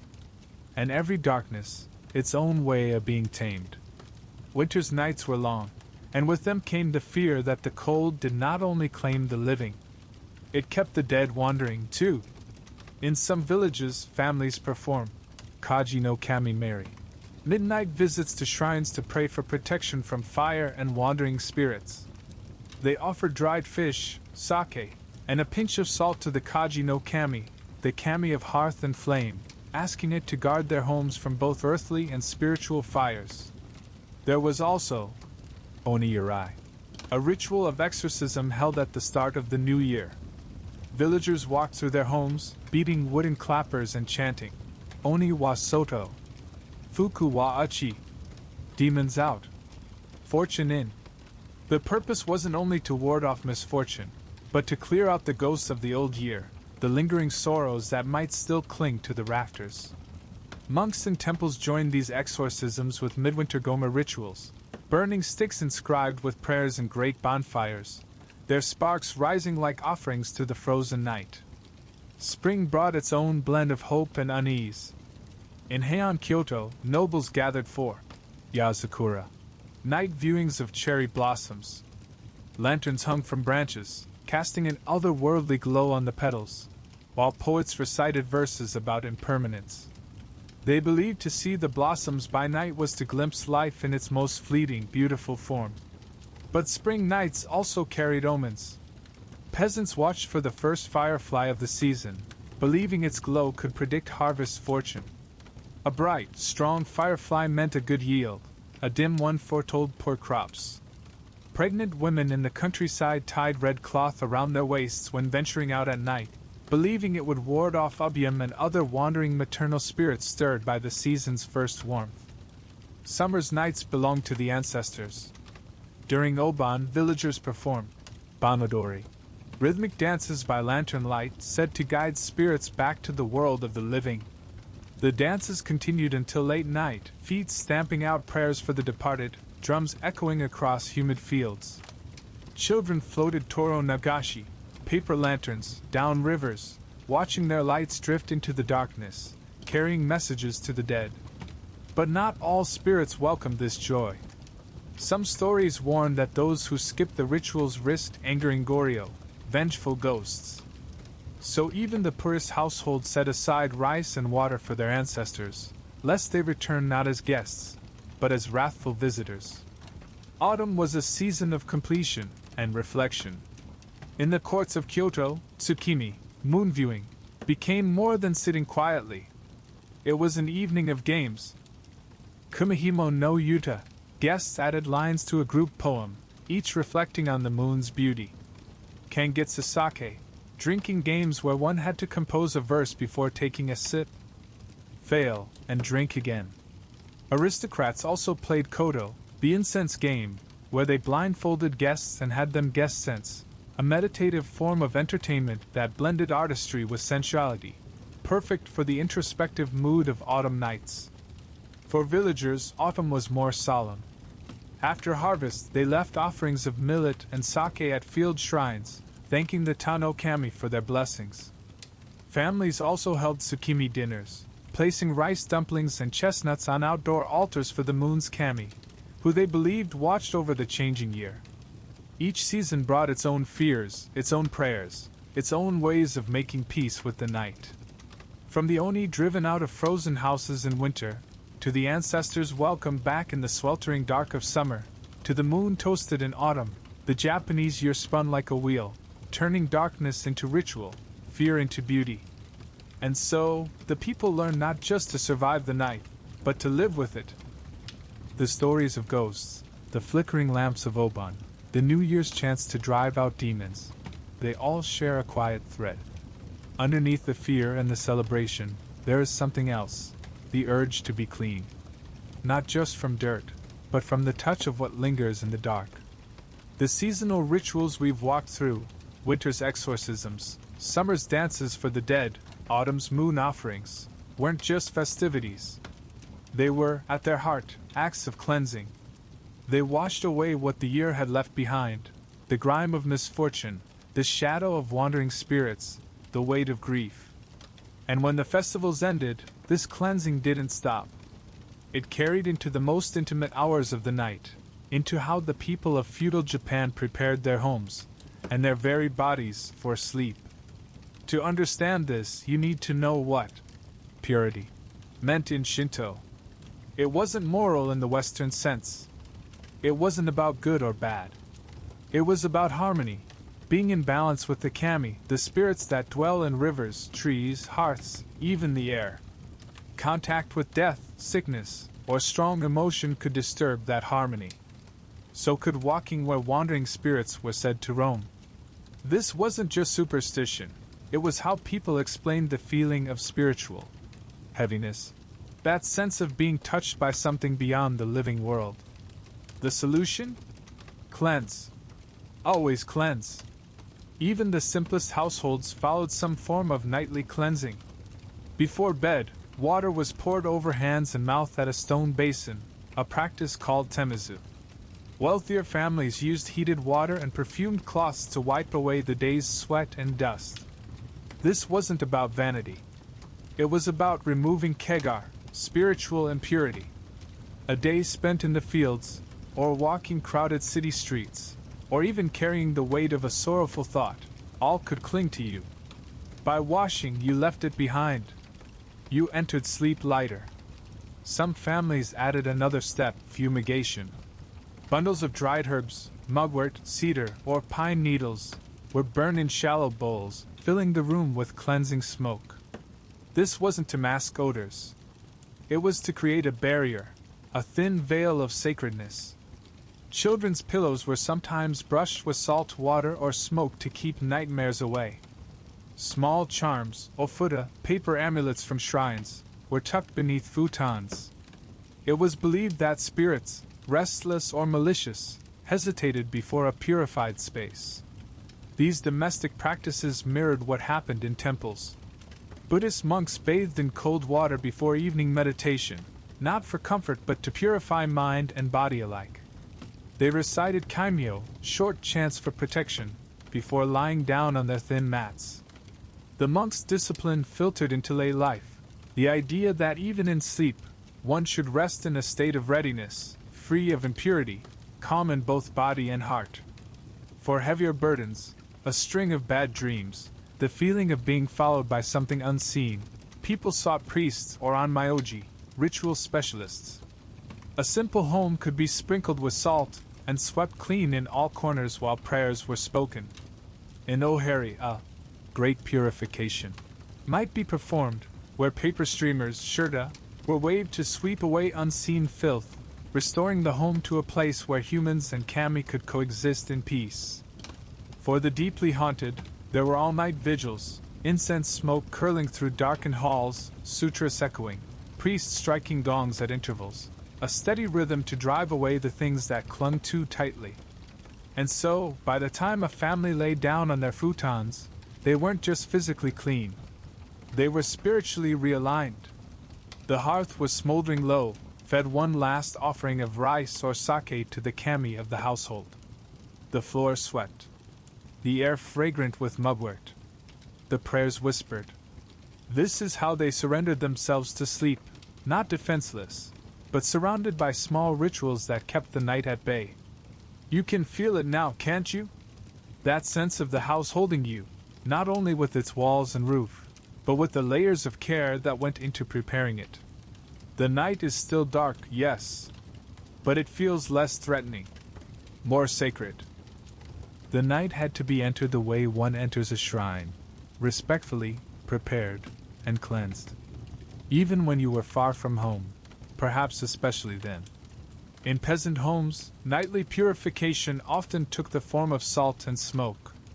Salt, shio, was scattered at the doorways and around the hearth, believed to repel wandering spirits. Some families placed small salt mounds at each entrance, a practice still seen in Japan today at restaurant thresholds and even during sumo matches. Smoke, too, was powerful. Burning mugwort or cedar leaves was thought to drive out any unseen guests that had followed a family member home. A mother might circle the sleeping space with a smoking bundle, whispering a prayer for protection as she traced the air. And then came the evening offerings, a splash of sake or a few grains of rice left on the household altar, kamidana, for the ujigami, the guardian deity of the family.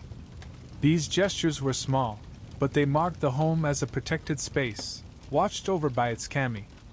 Traveling in feudal Japan meant walking through lands belonging to different spirits, each with their own rules. Pilgrims and merchants knew the night could be dangerous, not just for thieves, but for yokai and restless dead. Before bedding down at an inn or roadside shelter, many performed temizu, hand and mouth washing, with whatever water they could find. Others tied protective omamori, small cloth charms from shrines, to their travel packs or placed them beneath their sleeping mats. If a night felt especially heavy, a bad dream, a strange sound in the dark, travelers might seek out the nearest Jizo statue, those stone guardians of roads and children. A coin offering and a whispered prayer were thought to secure safe passage through the night. And at temples they found more than rest. Monks often welcomed pilgrims into shared halls, where they joined in evening chanting, letting the sutras wash over them like a protective shield. For samurai, cleansing rituals took on a sharper edge. Before sleep, many washed not only to remove dirt but to prepare for death. A warrior could not afford to be caught unclean in the afterlife. Diaries from the Sengoku period mention men wiping their bodies with scented cloths and trimming their nails before bed, a small, sobering acknowledgement that tomorrow might require them to die with dignity. Some samurai placed their swords parallel to their futons and performed short Shinto prayers to the kami of war or their ancestral spirits, asking for protection in the vulnerable hours of sleep. When on campaign, groups of warriors often carried gohei, paper wands with streamers, to erect makeshift sacred spaces in their camps, purifying the grounds before lying down. Others hung small talismans from their armor or tied bells to their bedding, believing their sound would ward off malicious spirits and assassins alike. These practices, from a mother salting her doorway to a samurai bowing before his sword, carried the same unspoken understanding: night was a threshold. It wasn't just rest. It was a passage, from the world of the living to the liminal space of dreams, from safety into shadow. To cross it unprepared was to invite misfortune. To enter it cleansed was to trust that, whatever came in the dark, you were ready. You can almost hear it, the faint chime of a bell over a warrior's bedding, the hiss of cedar smoke in a peasant's hut, the whispered prayers of a traveler kneeling before a roadside jizo. In those sounds, the night feels less lonely. It feels tended to, made sacred by human hands. The smoke of the cedar bundles has faded. The salt at the thresholds glows faintly in the firelight. The cleansing is done. And now comes the part of night when the living lean into the dark, not to banish it, but to understand it. It begins in the simplest way. In a peasant hut, a family gathers around the yūrei hearth. In a tea house, courtesans and their patrons sit close, sake cups in hand. In a samurai barracks, a few men, armor loosened, huddle near the brazier. The setting changes, but the feeling is the same, a circle of light, a shared warmth, and a world of shadow pressing in at the edges. This is when the stories come out. In feudal Japan, ghost stories were not just entertainment. They were instruction. They reminded travelers not to take lonely roads. They taught children to respect their ancestors and their graves. They warned samurai that their deeds would follow them even into dreams. And perhaps most importantly, they gave shape to the fears that everyone carried but couldn't name. It's one thing to say, "I'm afraid of the dark." It's another to say, "I fear the Majina that steals your face," or the Rokurokubi who smiles too sweetly before her neck stretches into the night. Stories made fear manageable, tangible, almost friendly. In the pleasure quarters of Edo, the most daring way to share these stories was the game of Haiku 100 tales. The rules were simple and chilling.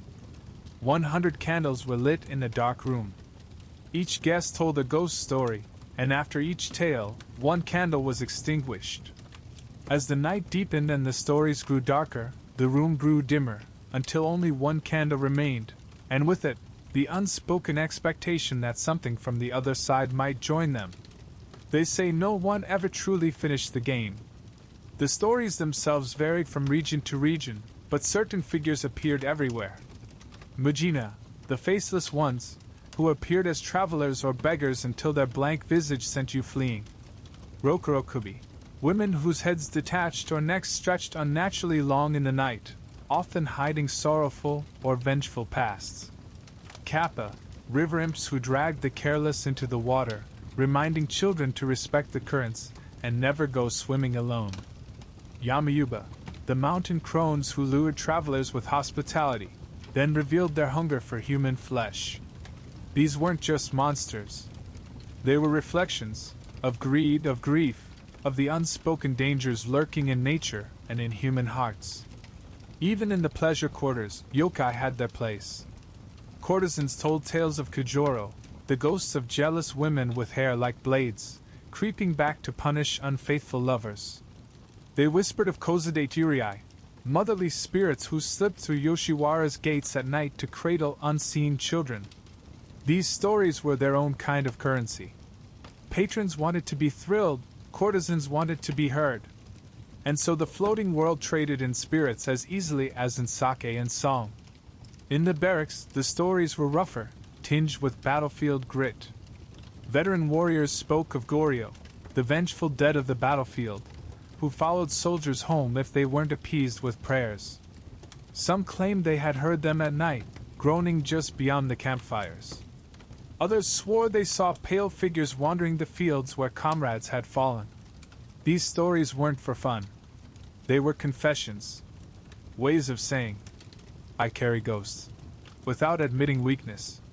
Whether by the hearth of a hut, in the silk-scented parlor of a tea house, or beside the campfire of a war camp, these stories serve the same purpose: to keep the night human. When you can name the thing in the dark, when you can imagine its shape and tell its story, it becomes a little less monstrous. And perhaps that's why the legends of the night in Japan are so rich, so enduring. They weren't meant to end fear. They were meant to make it bearable. You can feel the quiet now, that pause after the last story, when everyone glances toward the window or the door, half hoping nothing stares back. The fire pops. The last cup of sake is drained. And one by one, they settle into their futons, still carrying those whispered legends into their dreams. The last yokai story fades into silence. No more monsters, no more restless spirits, only the sound of the fire and the slow breathing of the people beside you. This is the other side of the Japanese night. Not a place of fear, but of connection. In daylight, feudal Japan was a world of rigid hierarchies. Peasants in the fields, samurai at their posts, nobles cloistered in mansions, roles rarely blurred. But night softened those lines. Once the tools were put away, the swords racked, and the lamps lit, the Japanese night became something else entirely, a shared space. It was when villagers gathered to talk, when courtiers composed love poems by candlelight, when even a stern warrior might loosen his armor and play a round of go or sip sake with a comrade. Night, in its way, made everyone human again. In the countryside, the yūrei, the sunken hearth, was more than a fireplace. It was the social center of the home and sometimes even the entire hamlet. After work, families and neighbors came together around its warmth. They shared bowls of miso soup or freshly grilled fish, discussed the harvest, traded gossip, and yes, told stories. Elders passed down folktales and farming wisdom. Young men and women exchanged shy words that hinted at courtship.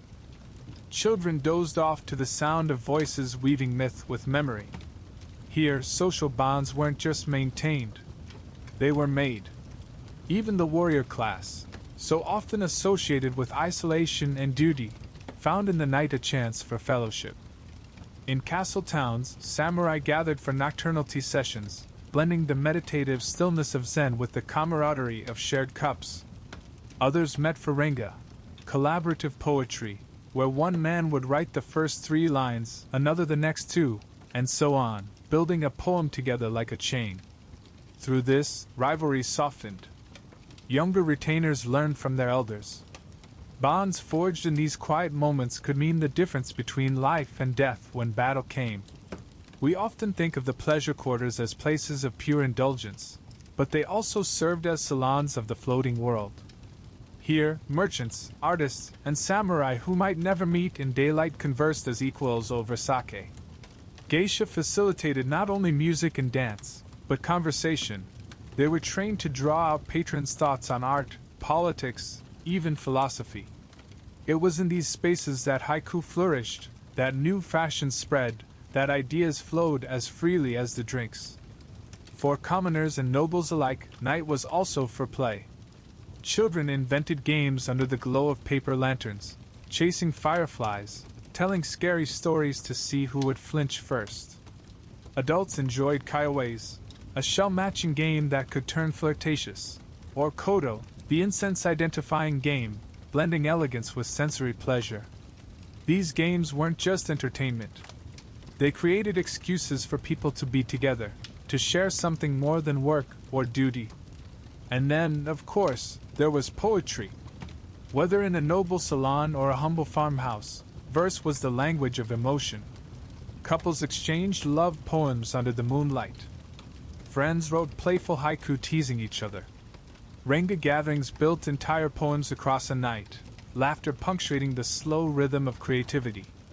And when words weren't enough, there was music, the pluck of a shamisen in a pleasure house, the mournful flute of a traveling monk, the simple songs of farmers marking time by the fire. All these small acts, stories by the hearth, poems under the moon, songs in the floating world, had one purpose: to hold people together. The world outside was uncertain. Fires, famines, wars, and spirits could take everything in a moment. But in these hours, with the night wrapped around them, people could reach across the distances, between classes, between families, between hearts, and simply belong. And so you sit, a guest in this night, a bowl of sake in hand, the warmth of a fire on your skin, the sound of quiet laughter, of someone humming an old song, of someone else scratching out a verse by lamplight. For once, the night doesn't feel like something to fear. It feels like home. The night was never just silence. It was filled with words, some spoken, some sung, some scratched onto slips of paper by unsteady hands in the glow of a single lamp. One of the most famous examples of night poetry comes from Matsuo Basho, 1644 to 1694, the wandering haiku master. Though not of the warrior class himself, Basho often stayed in castle towns, exchanging poems with samurai who found respite from the sword in verse. On a cool autumn night, perhaps after one of these gatherings, he wrote, "Clear autumn night, a cricket under the saddle of the sleeping horse. Imagine it, a samurai resting after travel, his horse tethered, the night alive with tiny, persistent voices. In those 17 syllables, Basho captures the strange peace that warriors must have felt when the day's battles, literal or otherwise, finally gave way to quiet. Castle records from the late Sengoku period describe samurai composing renga, collaborative linked verse, during long winter nights. One surviving sequence begins. Snow on the ramparts. A lone torch on the watchtower burns against the wind. And the next poet adds, inside, men are laughing, passing a single cup of sake. In 5 lines, you feel the duality of their world, vigilance at the walls, fellowship at the fire.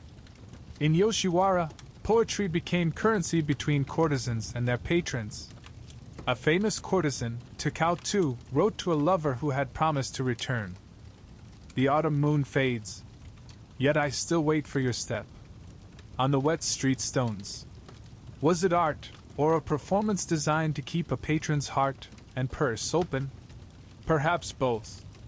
But even if staged, the poetry of courtesans like Takao captured the fleeting nature of love in the floating world, as ephemeral as a moonlit puddle. Meanwhile, in the villages, night filled with simpler, rawer songs, minyo, folk tunes passed from one generation to the next. One from northern Japan goes, the sun is gone now, but our hands are still at work. Oh, rice of the gods! It's no courtly verse, but it carries its own beauty, gratitude, resilience, and the unbroken rhythm of labor set to melody. Sung by women as they wove or men as they repaired tools, these songs turned long nights into something bearable, even joyful. Some of these poems were written by masters, others by nameless villagers or restless warriors. But all of them share something: they turn the night into language. Whether through a haiku that makes silence hum, a renga that binds men together in laughter, a courtesan's bittersweet plea, or a farmer's hymn of survival, the words gave voice to what people feared, longed for, or simply endured. And so the night lingers with their voices. A samurai reciting verse by a low flame, a courtesan whispering poetry over sake, a peasant singing to keep her hands moving. Each one proved that even in the deepest dark, people found ways to speak and be heard. Close your eyes for a moment. Imagine the night not as a single place, but as a tapestry stitched across continents. While a samurai dreams by his sword, a monk in France kneels in a stone chapel. While a courtesan in Yoshiwara pours sake, a Chinese scholar sips tea over a scroll. The night was not only Japan's domain, it was a theater of human experience everywhere. Let's begin in medieval Europe. Step into a castle in France or an English manor of the 13th century. The night here feels heavier, colder. Thick stone walls hold the day's chill. Candles sputter in wrought iron holders, their smoke staining the ceiling black. The wealthy sleep on high, in canopy beds piled with furs. But they sleep lightly. Fire is as feared here as in Edo. A single ember could destroy a wooden roof. Thieves, too, stalked the dark, as did superstitions of the night, witches, restless dead, and the devil himself. Commoners slept differently. In one-room huts like Japanese peasants, entire families, and sometimes livestock, crowded onto straw pallets. But their rituals were rooted in Christianity, evening prayers to saints and the Virgin Mary rather than offerings to household kami. Like Japan's farmers, they too told stories in the dark. But their yokai had other names: banshees, werewolves, changelings. And when bells rang for matins, midnight prayers, monks rose from their beds, their Gregorian chants echoing through cloisters much like Buddhist sutras in Japan's Zen halls. Different gods, different songs, but the same impulse, to sanctify the night. Now journey to Ming-era China, 1368 to 1644, where night takes on a different flavor, either purely sacred nor fearful, but deeply intellectual. Here, the darkness belongs to the literati, the scholar gentry class.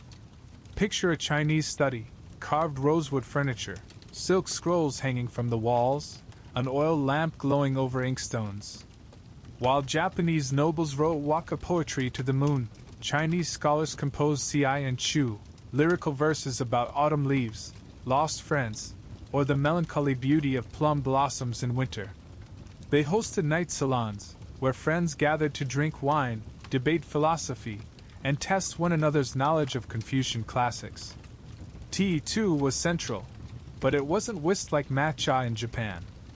It was steeped, savored, and often paired with discussions on the Tao, the fleetingness of beauty, and the proper role of a man in an impermanent world. Even ghosts found their place in China's nights. Tales of fox spirits and hungry ghosts echoed Japanese yokai lore, showing how fear of the wandering dead transcended borders. In comparing these nights, a pattern emerges. Fear, whether it was a European peasant sprinkling holy water, a Japanese farmer scattering salt, or a Chinese family burning incense, everyone sought to guard against the unknown. Beauty, all three cultures turn night into art through waka, Gregorian hymns, or ci poetry. Ritual, cleansing, prayer, and offerings made the night less wild, whether before a Shinto altar, a Christian crucifix, or a Confucian ancestral shrine. Yet the flavor of each night remained distinct. Japan's night was liminal, a place where the living brushed shoulders with spirits and found beauty in impermanence. Europe's night was fortified, defended by stone, prayers, and saints, heavy with Christian morality. China's night was cultivated, a refined space for scholars to shape ideas, a salon for mind and spirit. Perhaps that's the most striking thing. The night, whether in Edo or London or Nanjing, reflected the culture it held. In Japan, a shared futon became a sanctuary against yokai and fire. In Europe, prayer before bed was a shield against Satan and damnation. In China, the lamplit study was a bridge between solitude and scholarly immortality.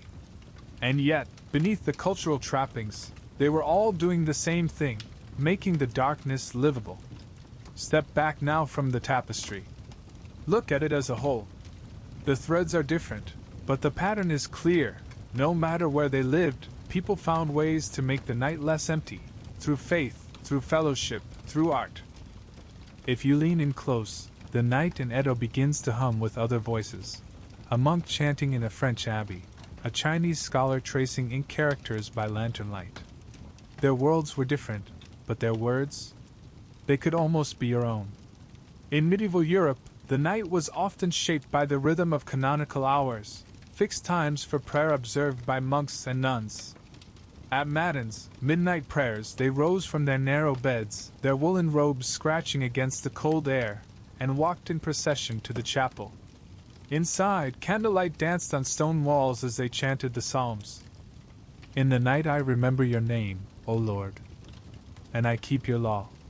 Psalm 119 verse 55. These verses, written centuries before, became lullabies for the soul. Lay people had their own bedtime prayers, often whispered before sleep. A common one in England went, Matthew, Mark, Luke, and John. Bless the bed that I lie on. 4 corners to my bed. 4 angels round my head. It wasn't so different from a Japanese farmer sprinkling salt or a samurai invoking the kami, words spoken to make the darkness less vast, less hungry. The nobility, too, had their night rituals. Consider Christine de Pizan, 1364 c. 1430, a French poet who often wrote in the quiet of night, when the world sleeps and silence stretches deep, I keep my vigil, and the candle shares my grief. Her lines echo the solitude of a Heian noblewoman in Kyoto, composing waka under the moon. Different continents, same candlelight. If medieval Europe sanctified the night with prayer, Ming-era China cultivated it with thought. Chinese scholars often gathered for night banquets, blending poetry, philosophy, and wine. They sat in moonlit gardens or lamplit halls, drinking from porcelain cups and reciting lines like this one from Su Shi, 1037 to 1101. The moon is not mine, yet tonight it lights my wine cup, and the hearts of my friends. Orly by 701 to 762, the great Tang poet whose work still influenced Ming literati. Before my bed, the bright moonlight. I imagine it is frost on the ground. I lift my head to gaze at the moon. Then lower it, homesick for my village. These verses mirror the mood of a Japanese tsukimi, moon-viewing, party, where aristocrats composed waka about longing and impermanence. Even customs overlapped. The European Vespers candle, lit to ward off evil, mirrors the Japanese Anden lantern placed at night to protect the home. The Chinese night banquets, with their blend of drink and poetry, recall the floating world's gatherings in Edo tea houses. And the European all-night vigils for the dead echo the Obon dances and sutra chants offered to restless ancestors in Japan. These examples show how deeply human the night is. No matter where you stood, cloistered nun, Confucian scholar, Kyoto courtesan, you faced the same expanse of darkness. And so you filled it with words, rituals, and light. Some prayed to saints. Some whispered to kami. Some raised cups of wine to the moon. But all of them, in their own way, tamed the night with meaning. We've walked through the tea houses and temples, the peasant huts and pleasure quarters. We've seen the lamps, heard the poems, even met the spirits that haunted their sleep. But here's the truth about the past. The night of feudal Japan still keeps its secrets. For all the records, the court diaries, the monk chronicles, the letters of merchants and samurai, there are silences that historians cannot fill. We know how a nobleman described a moon-viewing party. But what of the farmer's private prayers whispered before bed? We read of a monk's disciplined meditation, but not the dreams that came to him in the long hours after chanting. We see the written poems of courtesans, but not the unspoken stories they carried back into their futons after the last guest left. The truth is, the most personal parts of night, the fears, the fantasies, the small superstitions passed from mother to child, rarely make it into history books. Dreams were deeply meaningful in Japan. Monks saw them as messages from Buddhas. Warriors read them as omens of battle. Lovers took them as glimpses of unfulfilled desires. But how many were never written down? Imagine a peasant girl dreaming of a lost sibling, a samurai dreaming of a ghost on a battlefield, a courtesan dreaming of a life beyond the pleasure quarter, all of it gone, dissolved by morning. We can only guess what these dreams meant to them, how they whispered through their waking hours. And then there are the ghosts. We have their names, Oiwa, Okiku, Kozadate Yūrei. We know the stories as they were recorded. But did people truly see them? Did a farmer really spot a soul lamp hovering by the rice fields? Did a traveler feel the unbearable weight of an Ubum's phantom child? Or were these tales carefully curated, more folklore than testimony, shaped by the needs of the living to explain what they feared? We can't know. All we have are fragments, a passing mention in a diary, a kabuki play inspired by an older tale, a temple ritual hinting at an unseen need. Perhaps the greatest mystery lies with the people who rarely had the means to speak for themselves. The peasant wife who stayed awake sewing by the embers, what was she thinking as she worked?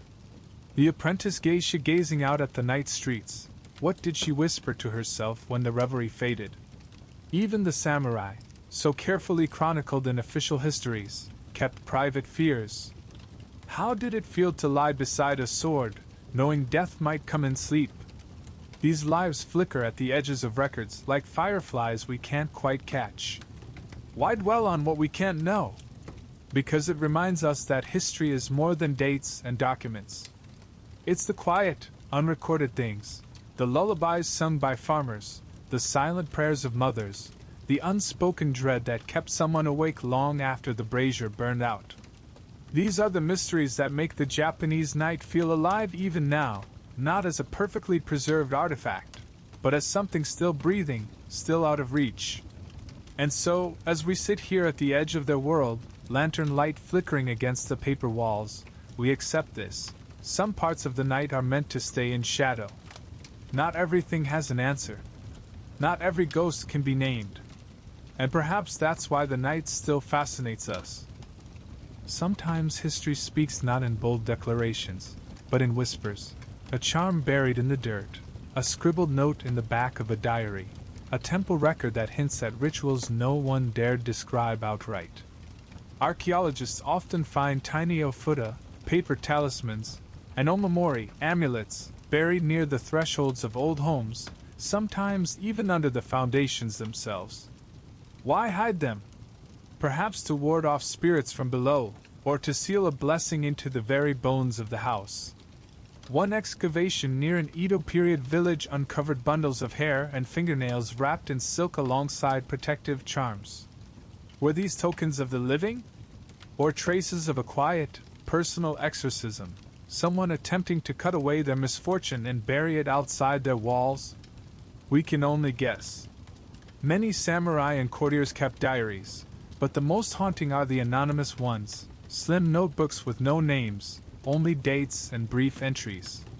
One such diary from the late 1600s contains lines like, "The child cried all night. I set salt by the door. It did not help. Dreamed of father. He was wet like he had come from the river. He would not speak." Were these personal tragedies? Ghost encounters? Ritual confessions? Without context, they remain suspended between the mundane and the supernatural.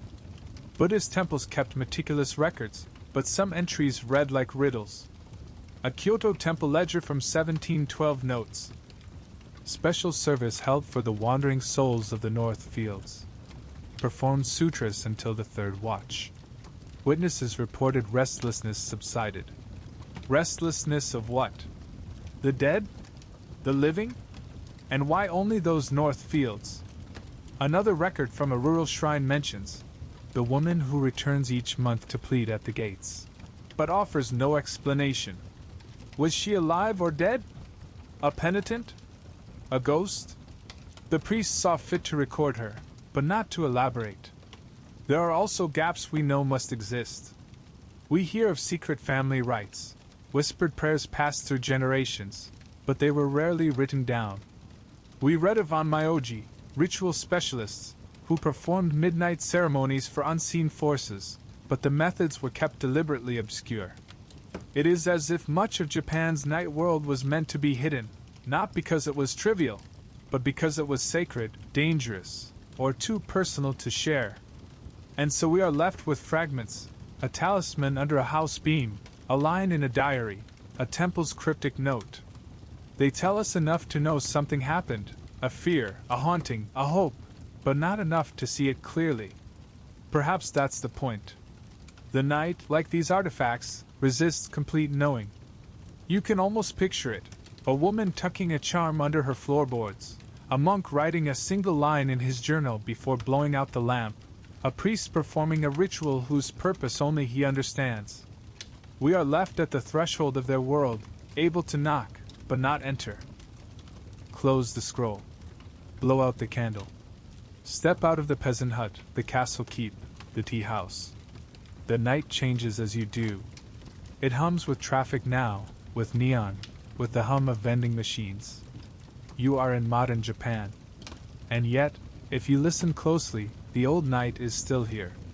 Step into a Tokyo apartment. Even if it's filled with steel and glass, chances are there's still a washitsu, a traditional tatami room. Many Japanese people still sleep on futons laid directly on the mat, just as peasants and nobles did centuries ago. Rolling them up each morning keeps the room open, versatile, a faint echo of when homes doubled as workspaces, social rooms, and sleeping quarters.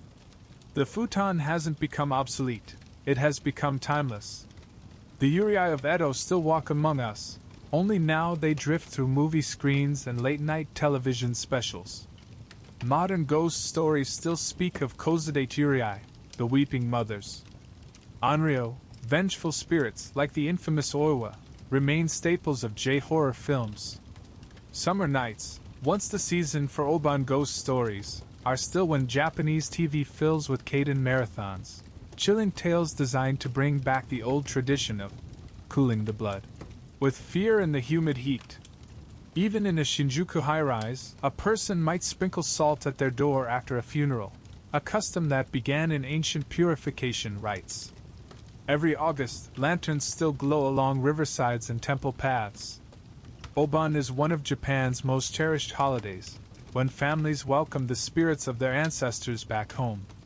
You can watch Tokyoites in business suits bow before altars in their childhood homes, offering incense and food just as their farming ancestors once did.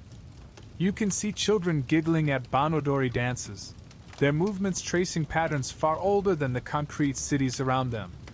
For a few nights each year, the boundary between worlds feels as thin as it did in a rural Edo village. In Kyoto, you can still crawl through the Nijiriguchi, the tiny tea-room door designed by Senno Rikyu to make even a daimyo bow.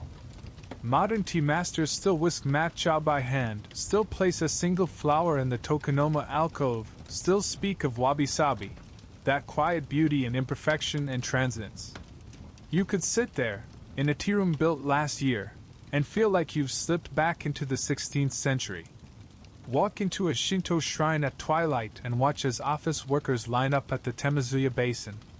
They rinse their hands, swish water in their mouths, and bow, the same gestures their ancestors used before sleep, before prayers, before long journeys. At New Year's, millions undergo ohari, the Great Purification, sweeping away the impurities of the past year. They buy omamori charms for safety, just as a traveling merchant once tucked talismans into his pack before setting out on the road. The night is still a place of celebration. In summer, Matsuri festivals fill streets with paper lanterns, food stalls, and taiko drums. Children in yukata chase one another with sparklers. Elders watch from folding chairs, sipping cold tea. These festivals are living relics, part Shinto purification, part communal joy, part connection to the same cycles of season and night their ancestors honored. Yes, Tokyo glows with LEDs instead of paper lanterns. Trains run where pilgrims once walked. And yet, beneath the modern hum, the rhythm of the old night remains. Rituals of cleansing before entering sacred spaces. Ghost stories told in the height of summer. Ancestors honored with incense and offerings. Tea shared in quiet rooms, under the philosophy of wabi-sabi. The past isn't gone. It has simply learned to live under neon. So here we are, standing at the edge of centuries, where the night of feudal Japan meets the night of today. Close your eyes. Listen. Can you hear it? The monks' chants are now temple bells in a crowded city. The peasants' prayers are whispered in apartments before sleep. The courtesans' verses are karaoke ballads sung under glowing signs. The forms have changed. The heart of the night has not. You might think the yūrei of old, with their white funeral kimonos and dangling black hair, stayed behind in the misty streets of Edo. But take a walk through modern Tokyo, or scroll late at night through Japanese message boards, and you'll find them still here. Only their haunts have changed. The archetype of the onryo, the vengeful female ghost, has never left Japan.